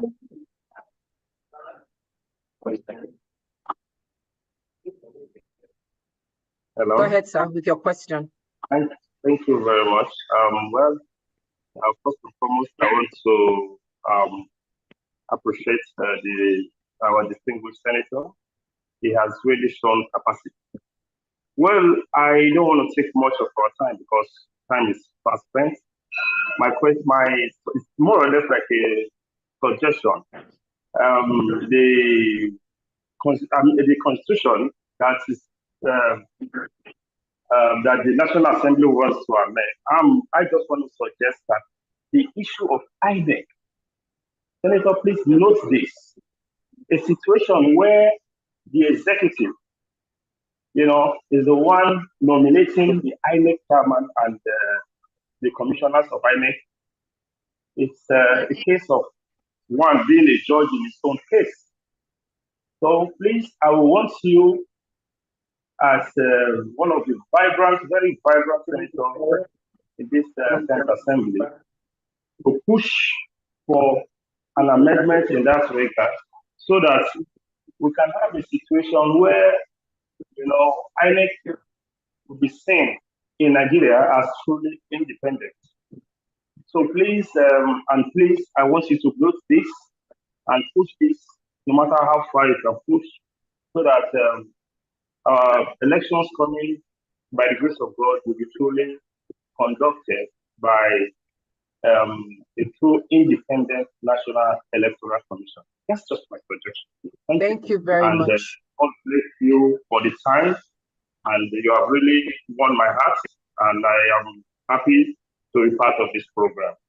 I remind once again, Honorable Ezehi MD Ibas, the former whip of the State House of God bless. Thank you for your time. Thank you, sir.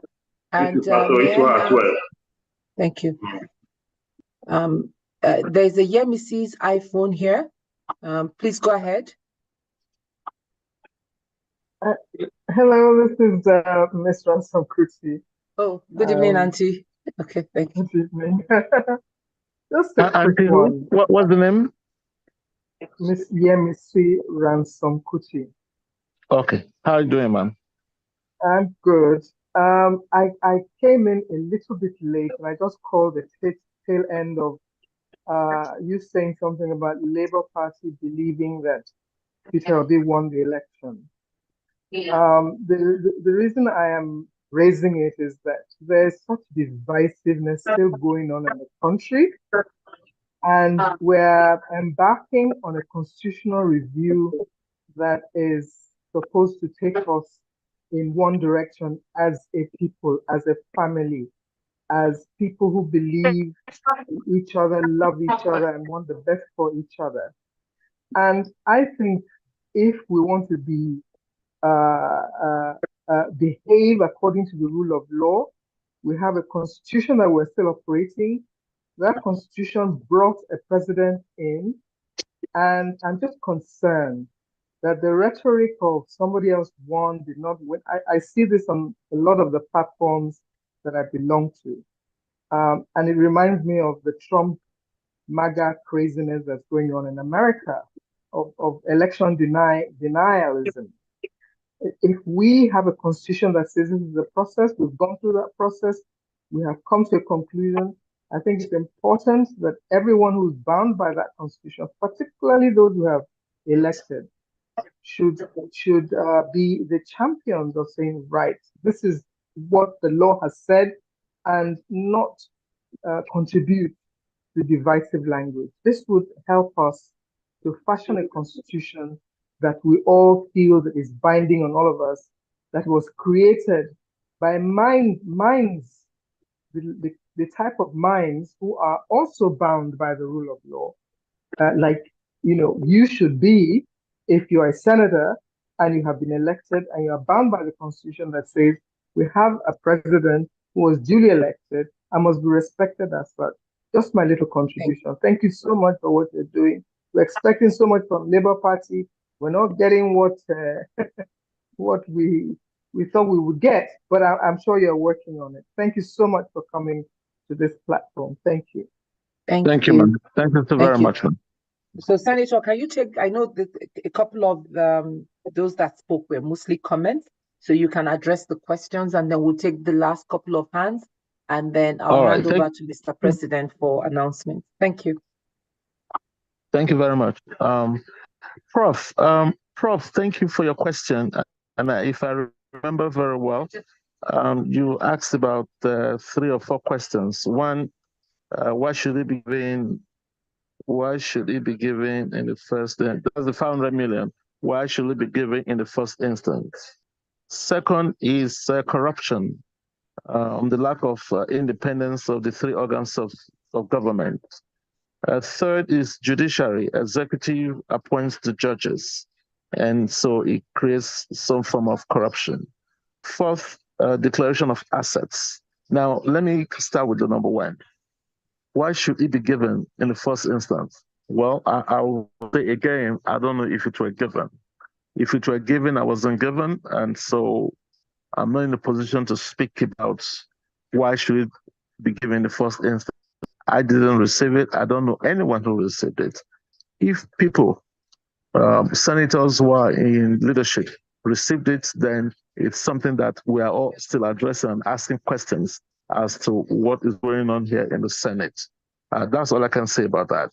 Corruption, lack of independence of the three arms of government. Well, see, I keep going back to the issue of civic responsibility. I keep going back to the issue of the average Nigerian. Who is a Nigerian, and what does an average Nigerian stand for? It's a very crucial and important question that if we get that questions right, perhaps the issue of independence of the three arms of government will also be solved. Now, the Constitution says clearly to us that the Senate, the National Assembly, is an arm of government independent of the judiciary and of the executive. That's what the Constitution says. Now, in the operation of this Constitution, is that so? The answer is a resounding no, especially when it comes to the executive and the National Assembly. Why is it no? Because we are a product of political parties. And so I ask the first question, who is a Nigerian? What does the average Nigerian stand for? Does it stand for Nigeria first? Or does it stand for my political party first? Or does it stand for my region first? Or does it stand for my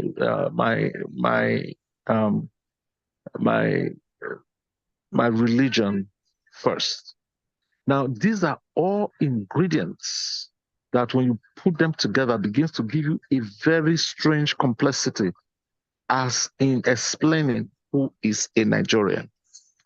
Now, the judiciary, a judge that has been appointed, took an oath to serve the country, not the governor, not the president, not the senator or the House of Rep member, or his religious leader, or to serve the Constitution of the Federal Republic of Nigeria. Does that judge do so in good and clear conscience? If he doesn't, why does he not do it? These are questions. And it goes back again to what I asked. Who is a Nigerian?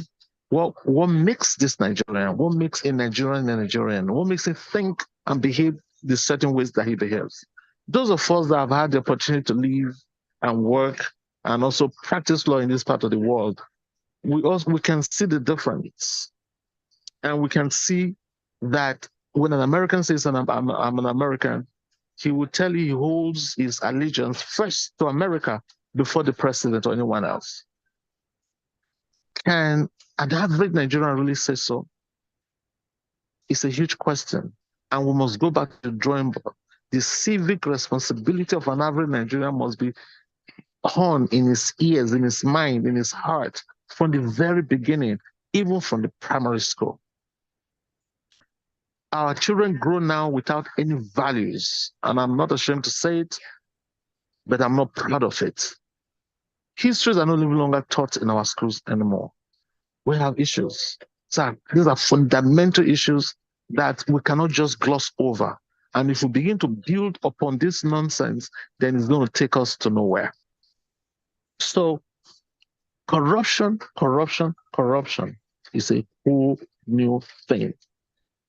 If a senator gets up in the floor of the Senate, I'm just giving you a hypothetical question, and he says The president of Nigeria didn't do this, didn't do that, didn't do this. And as a result of that, I'm moving that he should come and answer to us here. Why? Failure, which we will take the next step, which is an impeachment. The ruling party that has the majority of its members there will not stand for it. It's not going to happen. It's not going to happen.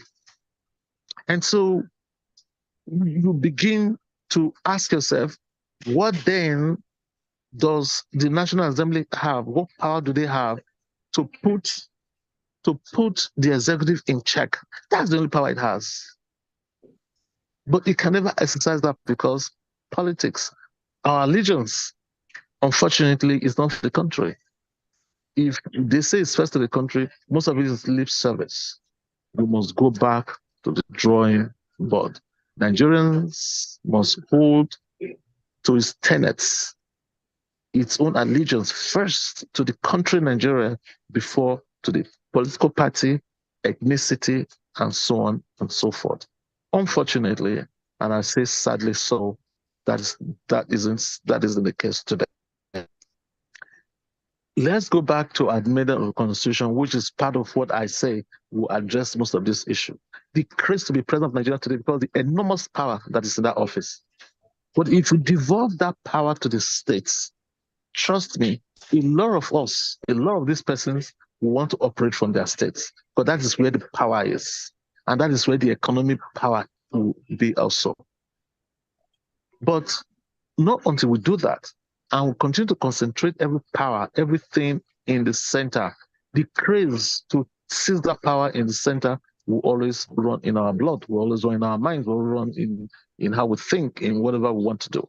We must stop that slide. We don't want it that way. And if we're able to do some of these things, you will realize that a whole lot of these problems will be solved. Now, judiciary appointment of judges by the executive. Yes, the state governor or the state judiciary tells you, we are short of judges. We need 5, 6 judges to be appointed. The Judicial Council is the one that is supposed to vet them, but the state governor is also can nominate those who can be judges. But everything goes through the Judicial Council. And it's the Judicial Council that now vets them. And it goes to the various House of Assembly, or like the Appeal Court and the Supreme Court, it comes to National Assembly, where we now look at them and look at their CVs and all that, and then say, this is their antecedents, this is what we found out about them, we believe they are fit and proper to hold that offices. We vote on it. And those that do not get the votes don't go. Those who get the votes go. But it has to go through a process before it gets to us. And if that process is not clean, we can only deal on what is before us, because the law does not give us the power to go and nominate. We do not nominate. It can only come through us as another form of check and balance to vote on whether or not we want them to be in the Supreme Court or want them to be in the Appeal Court. So the whole process is what we're talking about. If the processes in what we do and how we do things have a semblance of something that is very clean or close to clean, a whole lot of things will fall in place. And so we need a holistic approach to all of this. Part of it, constitutional review, part of it, devolution of power to the states, so that most of these things can be handled in the states. Declaration of asset is still ongoing. When we became senators and even House of Rep members, we went to CCB. It's called the Code of Conduct Bureau, where a form was given to us. We all declared our assets. It goes to them. When we finish, we'll go back again and declare what assets we now have. This is there, but I think what I cannot tell you is whether or not you can go to that office and ask to see. But I think with the freedom of information act that we have, yes, one is able to look at those things and see what is there. But it's a citizen's right. If you're asking that it should be published in newspapers, I think some people will also object to that. But if anyone has an interest, I believe the person can go to CCB and under the Freedom of Information Act to review whatever he wants to review. Prof, I think I would have answered that question, your questions as best as I can. Mr. Emeka, thank you for your remarks. I didn't hear any question, so I would just thank you for that remark that you gave.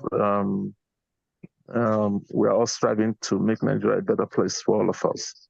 Honorable Chief Eze, thank you so very much. You spoke about INEC nomination of INEC chairman. Yes, that is going to be, is going to play a pivotal role, or is going to take a front, role in constitutional amendment.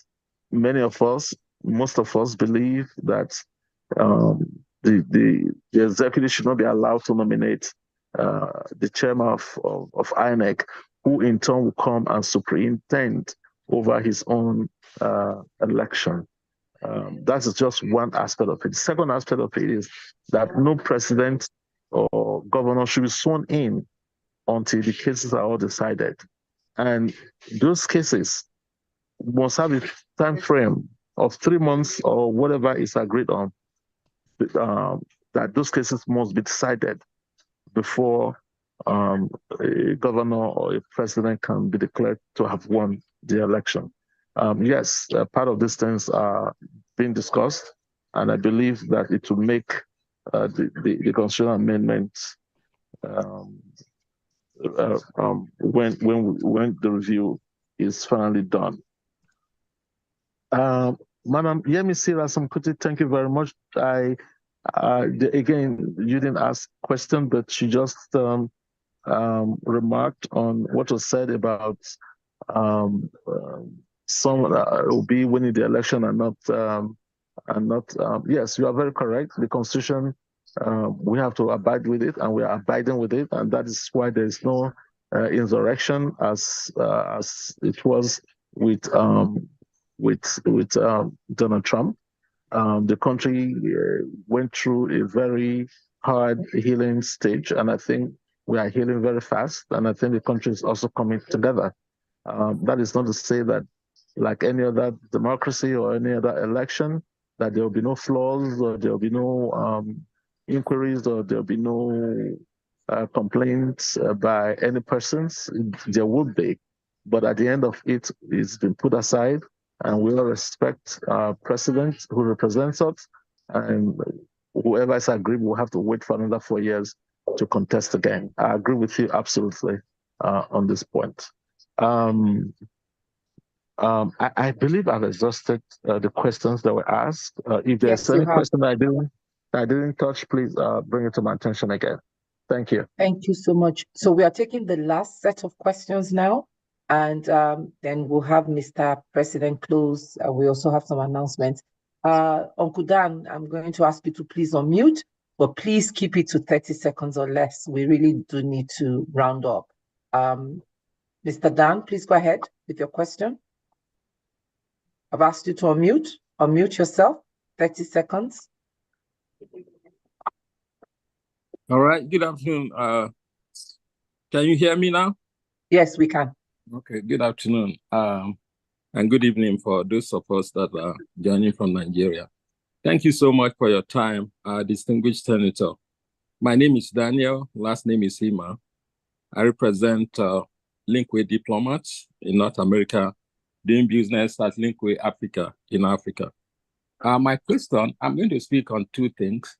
Number one, the constitutional amendment versus review, and the cost of governance. Number one, amendment is good. It gives more perfection to the Constitution. After all, the United States Constitution that actually is the most. Hello? I can hear you. Okay. Uncle Dan, please round up with your question so that we can take the other hands, please. Just summarize with your question. Thank you. my question now is this. Are you considering the Constitutional Conference? Is there anything that is not covered in Constitutional, conference that you people are considering in this constitutional, constitutional amendment? Because most of the things that people are actually grieving for now, like state police, like restructuring, are covered by that. So don't you think if you adopt the Constitutional Conference, it will save the cost of constitutional amendment? And because any money that we save now at this time of crisis, hunger everywhere, goes into welfare. So that's number one. Number two, do you agree with the reducing of the cost of legislature by reducing the number of the chambers, to one, whether we are going to go with the red chamber or the green chamber? Thank you. Thank you very much, sir. Thank you for keeping that. And we're going to ask, I believe we have the last, Dr. Igariba, please, 30 seconds or less. And then we have Charles Obin. That's going to be the last hand we take. And then we'll bring Oluyinka. He started to ask his question before Senator went off. So please go ahead, Dr. Igariba, with your question.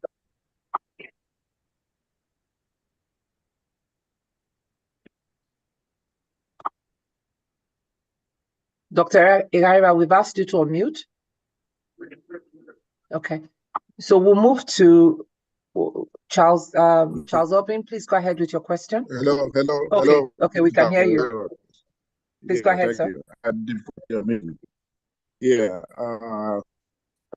want to say thank you to the Senator, for making exchange possible. And your audio is very poor, sir.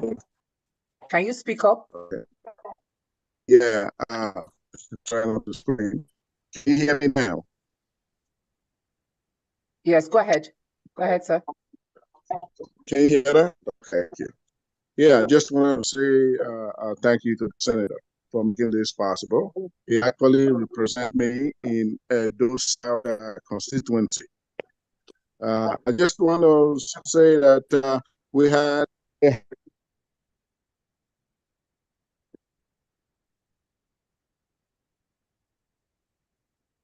Okay, we'll wait for him to come back. I think I'm here. I'm not sure why I keep getting kicked out. All right. So the Senator represents me in Edo South. We're really looking forward to Labor taking leadership, all of those things that they promised, the accessibility, the accountability, and all of those things. So far, it is not clear. And there have been several people even trying to extend themselves. I've come across several videos on the internet where they are now leaving him an open message where the Senator is not responding to questions or any inquiry. Now, having email address is good, but charity to him at home. The Senator needs to connect with his people and be responsive. We would not like people that become lost, that do no longer connect with the people until the elections come around. There are a lot of things we expect Labor to take leadership on. The governors in the different states, all are for themselves. They for 8 years, they have pension for life, where they appropriate common patrimony to themselves. And you would think that our legislators see this as something that they need to stop.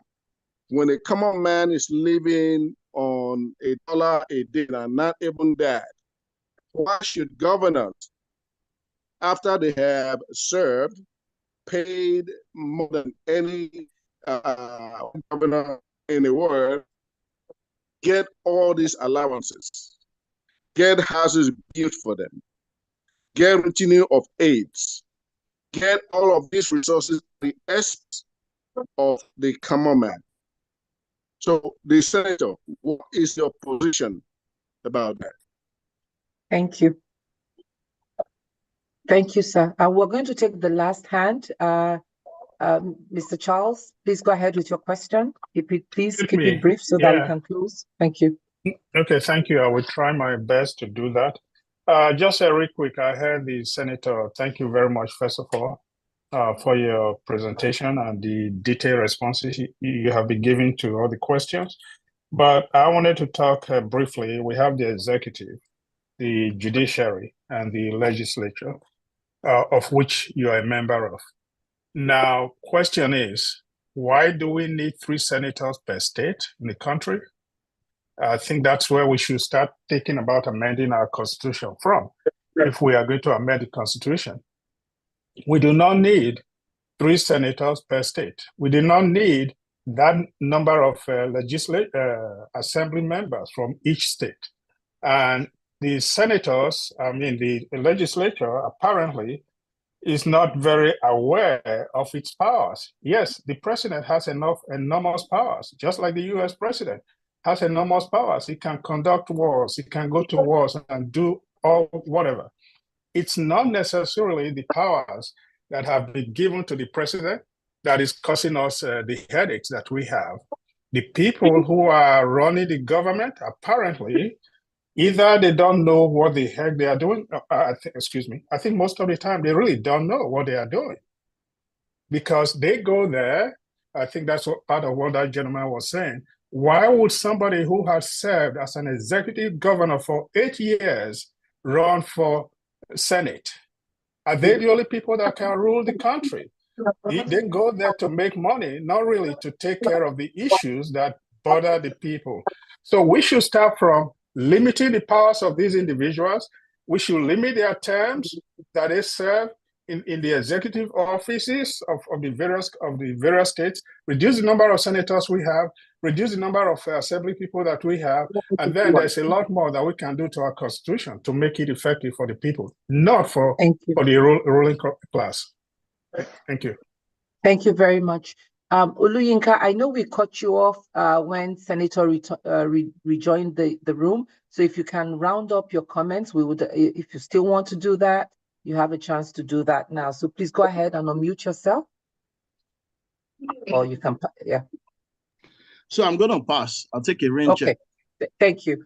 Thank you. So over to you, Senator. And then if you can also include your closing remark in your response, and then we'll hand over to Mr. President for some announcements. Thank you very much. Madam Vice, thank you so very much. I'll start from the last question, Mr. Charles. Mr. Charles, thank you for that question. Until I got into the Senate, a whole lot of things were not apparent to me.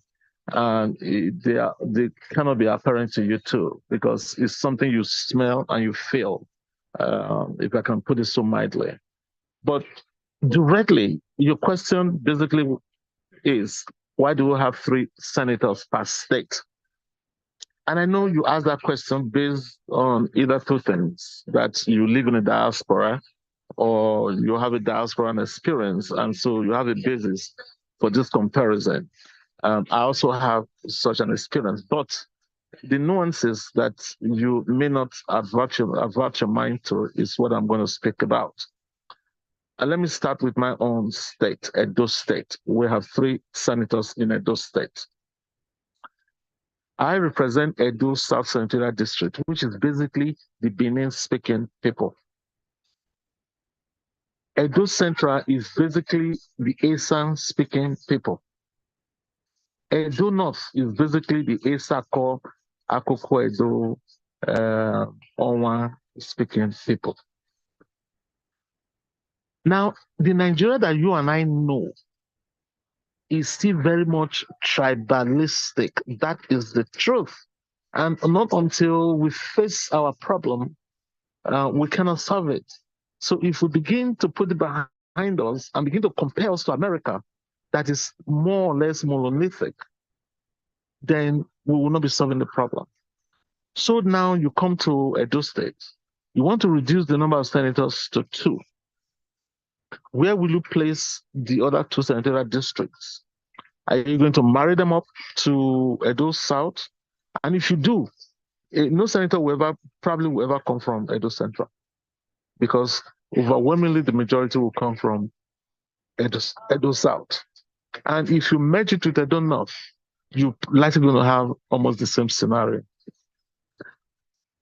For me, I'm just thinking, this is probably why the framers of our Constitution consider these nuances and these differences in our religions, cultural and what have you, in coming about having 3 senators in each state.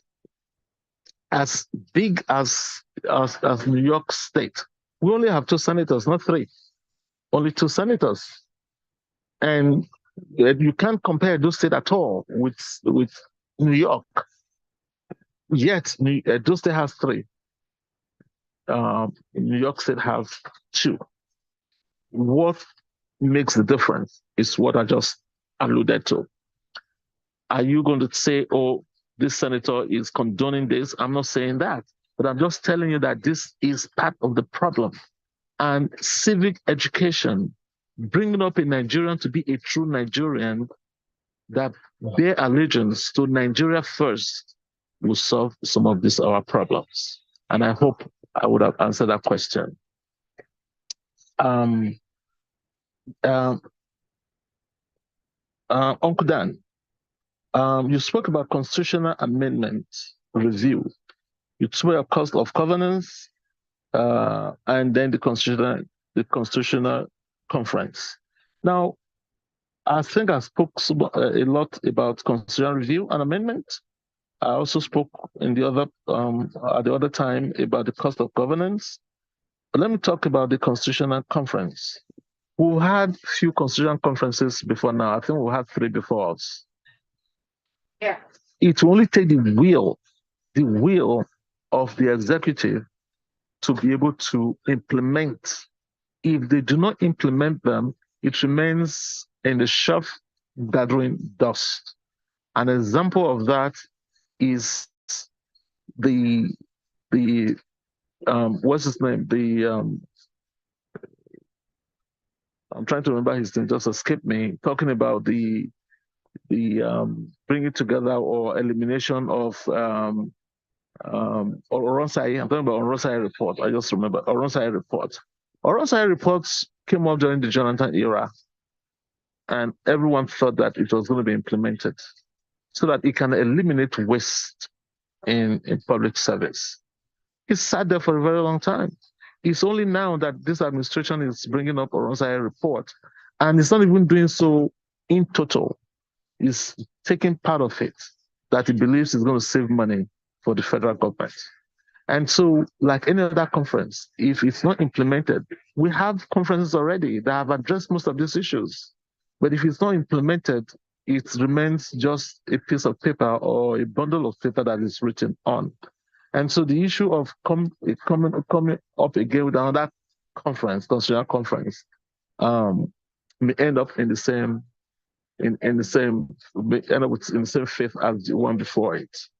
For me, what we are doing now, constitutional review in the National Assembly, is a good method as well, because the process have started and is going to continue until it gets to the state, and then we'll see whether or not the state will follow through with it. And we believe it will. Like I said, part of this is sponsored or has the blessing of the executive, who directly or indirectly also control their state governors.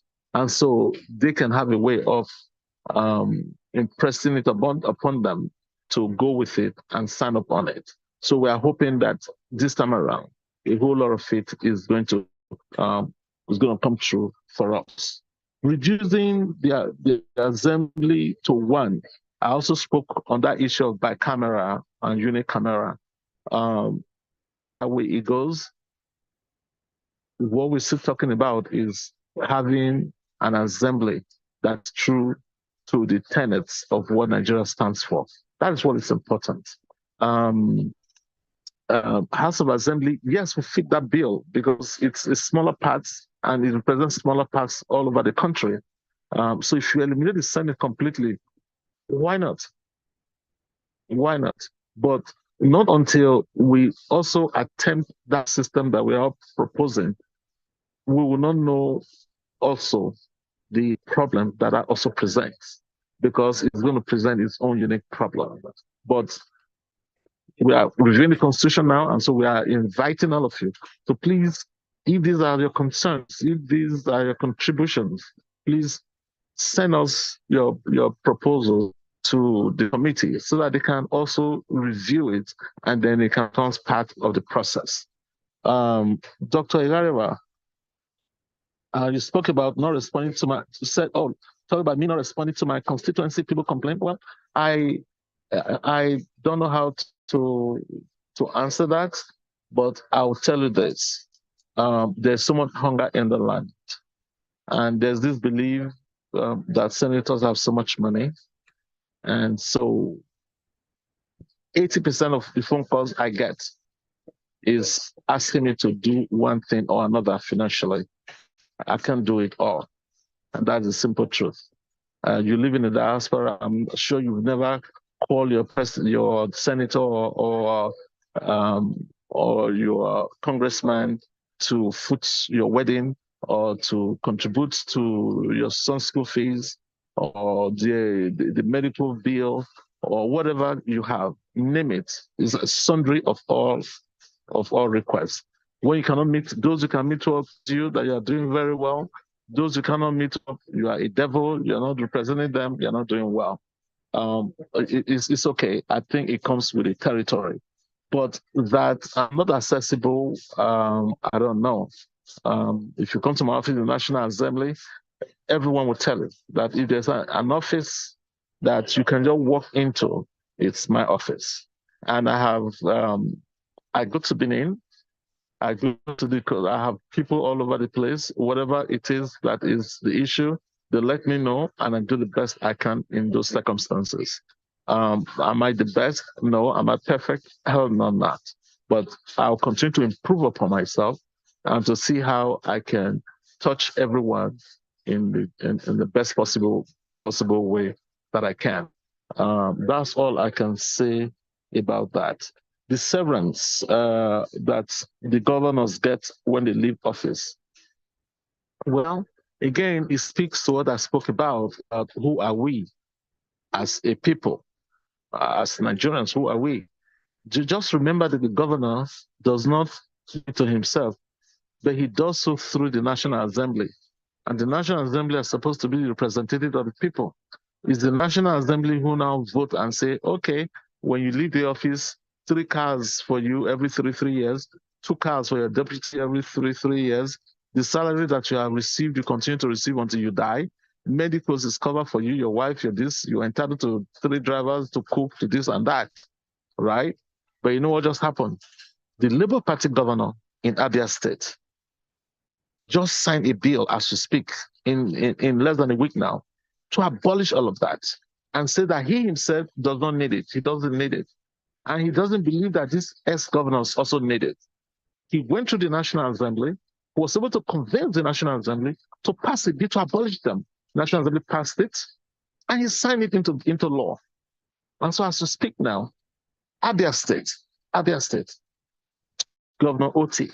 State Assembly, you mean? Yes, yeah, Abia State, yes. Yeah, no, Abia State. We are saying he went to National Assembly, just State Assembly. No, sorry, yeah, State Assembly, yeah, State Assembly. OT was able to go through his own State Assembly to convince them that it isn't right.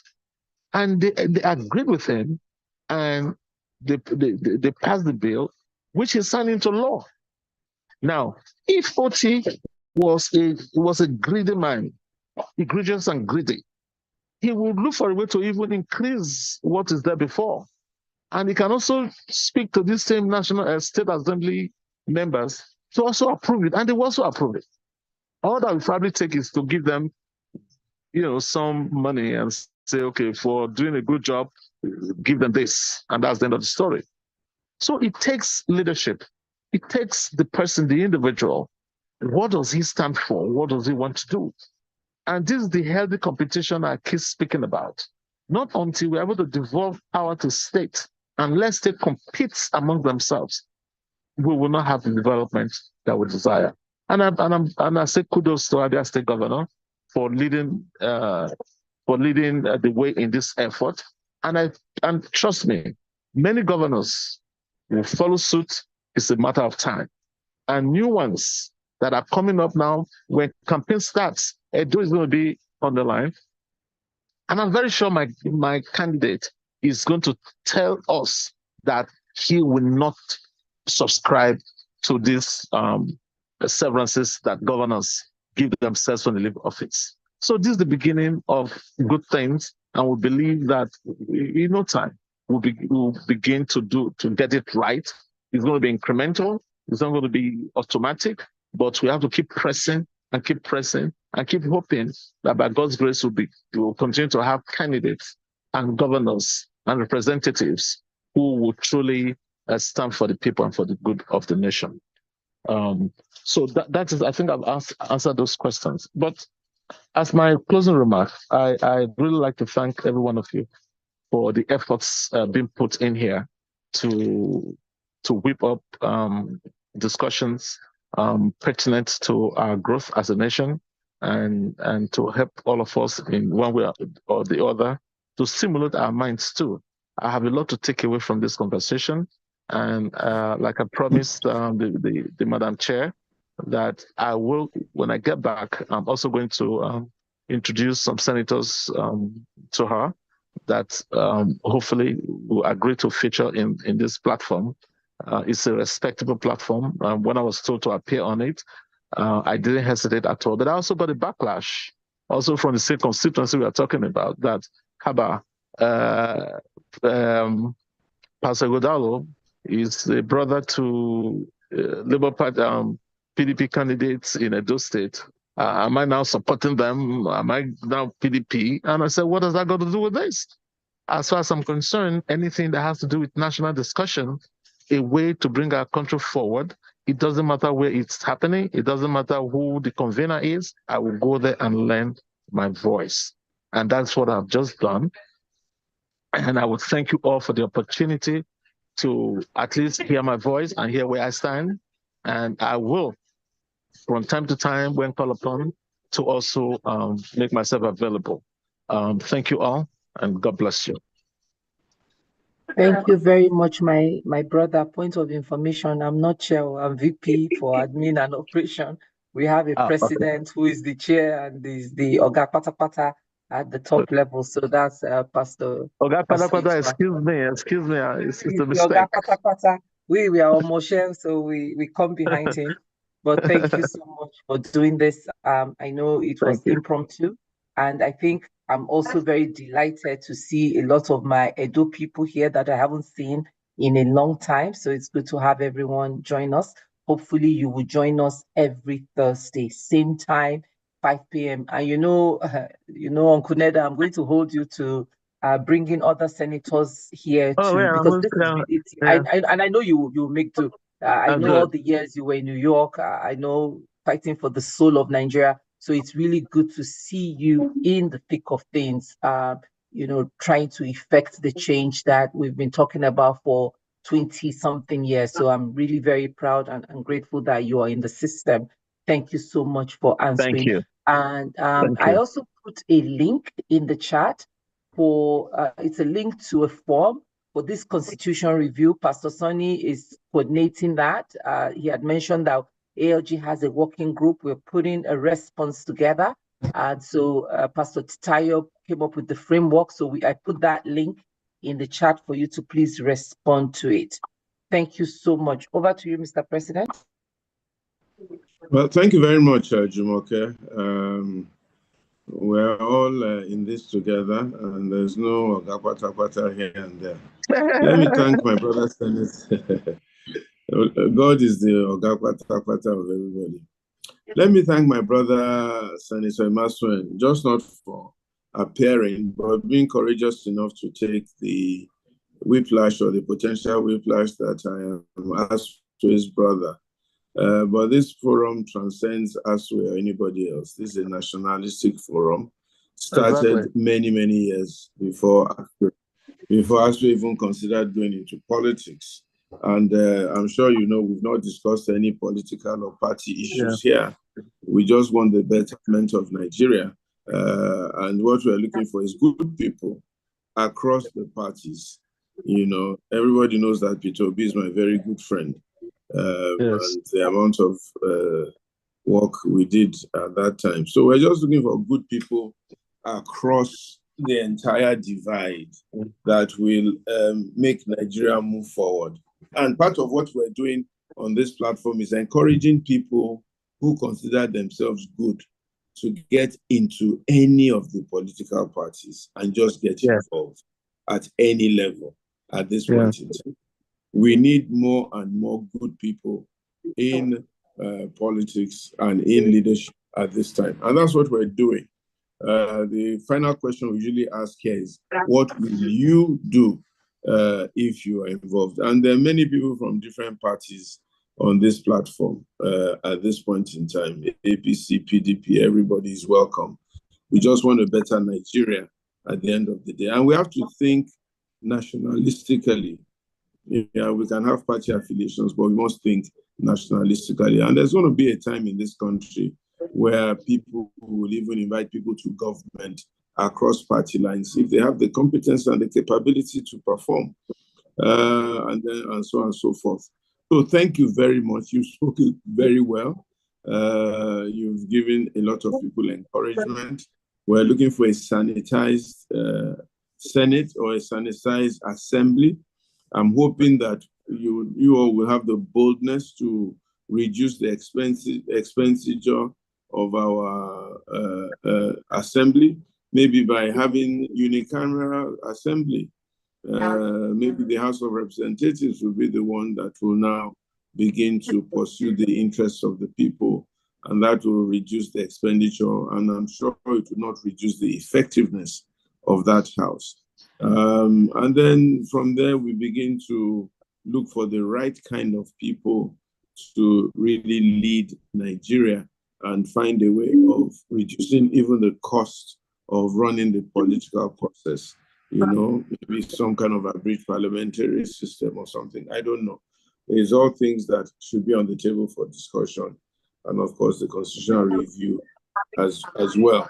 But I think what is key now is to try and get as many good people as possible to get involved in politics, to up the ante of the quality of political engagement and discussion that we have. So thank you very much.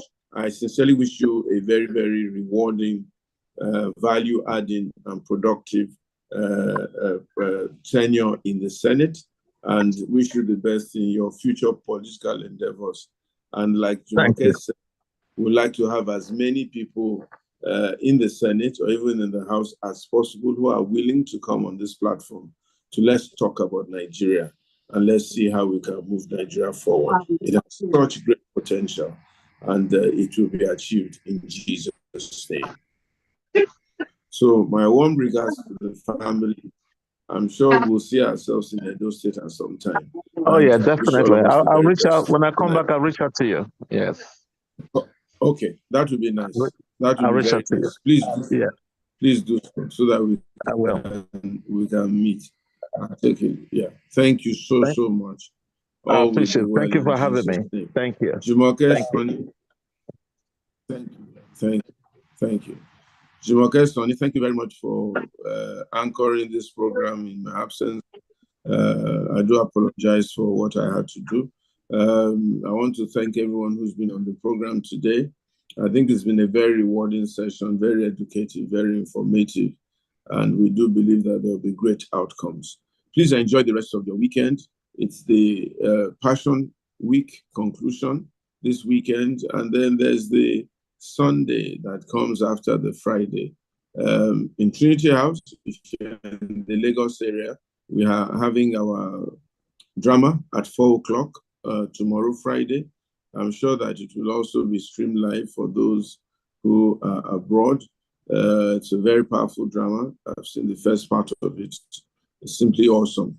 And then, of course, we'll have our celebration service on Sunday at 9 o'clock. So 4 o'clock on Friday, 9 o'clock on Sunday. God bless you all. Have a good evening. And Easter weekend.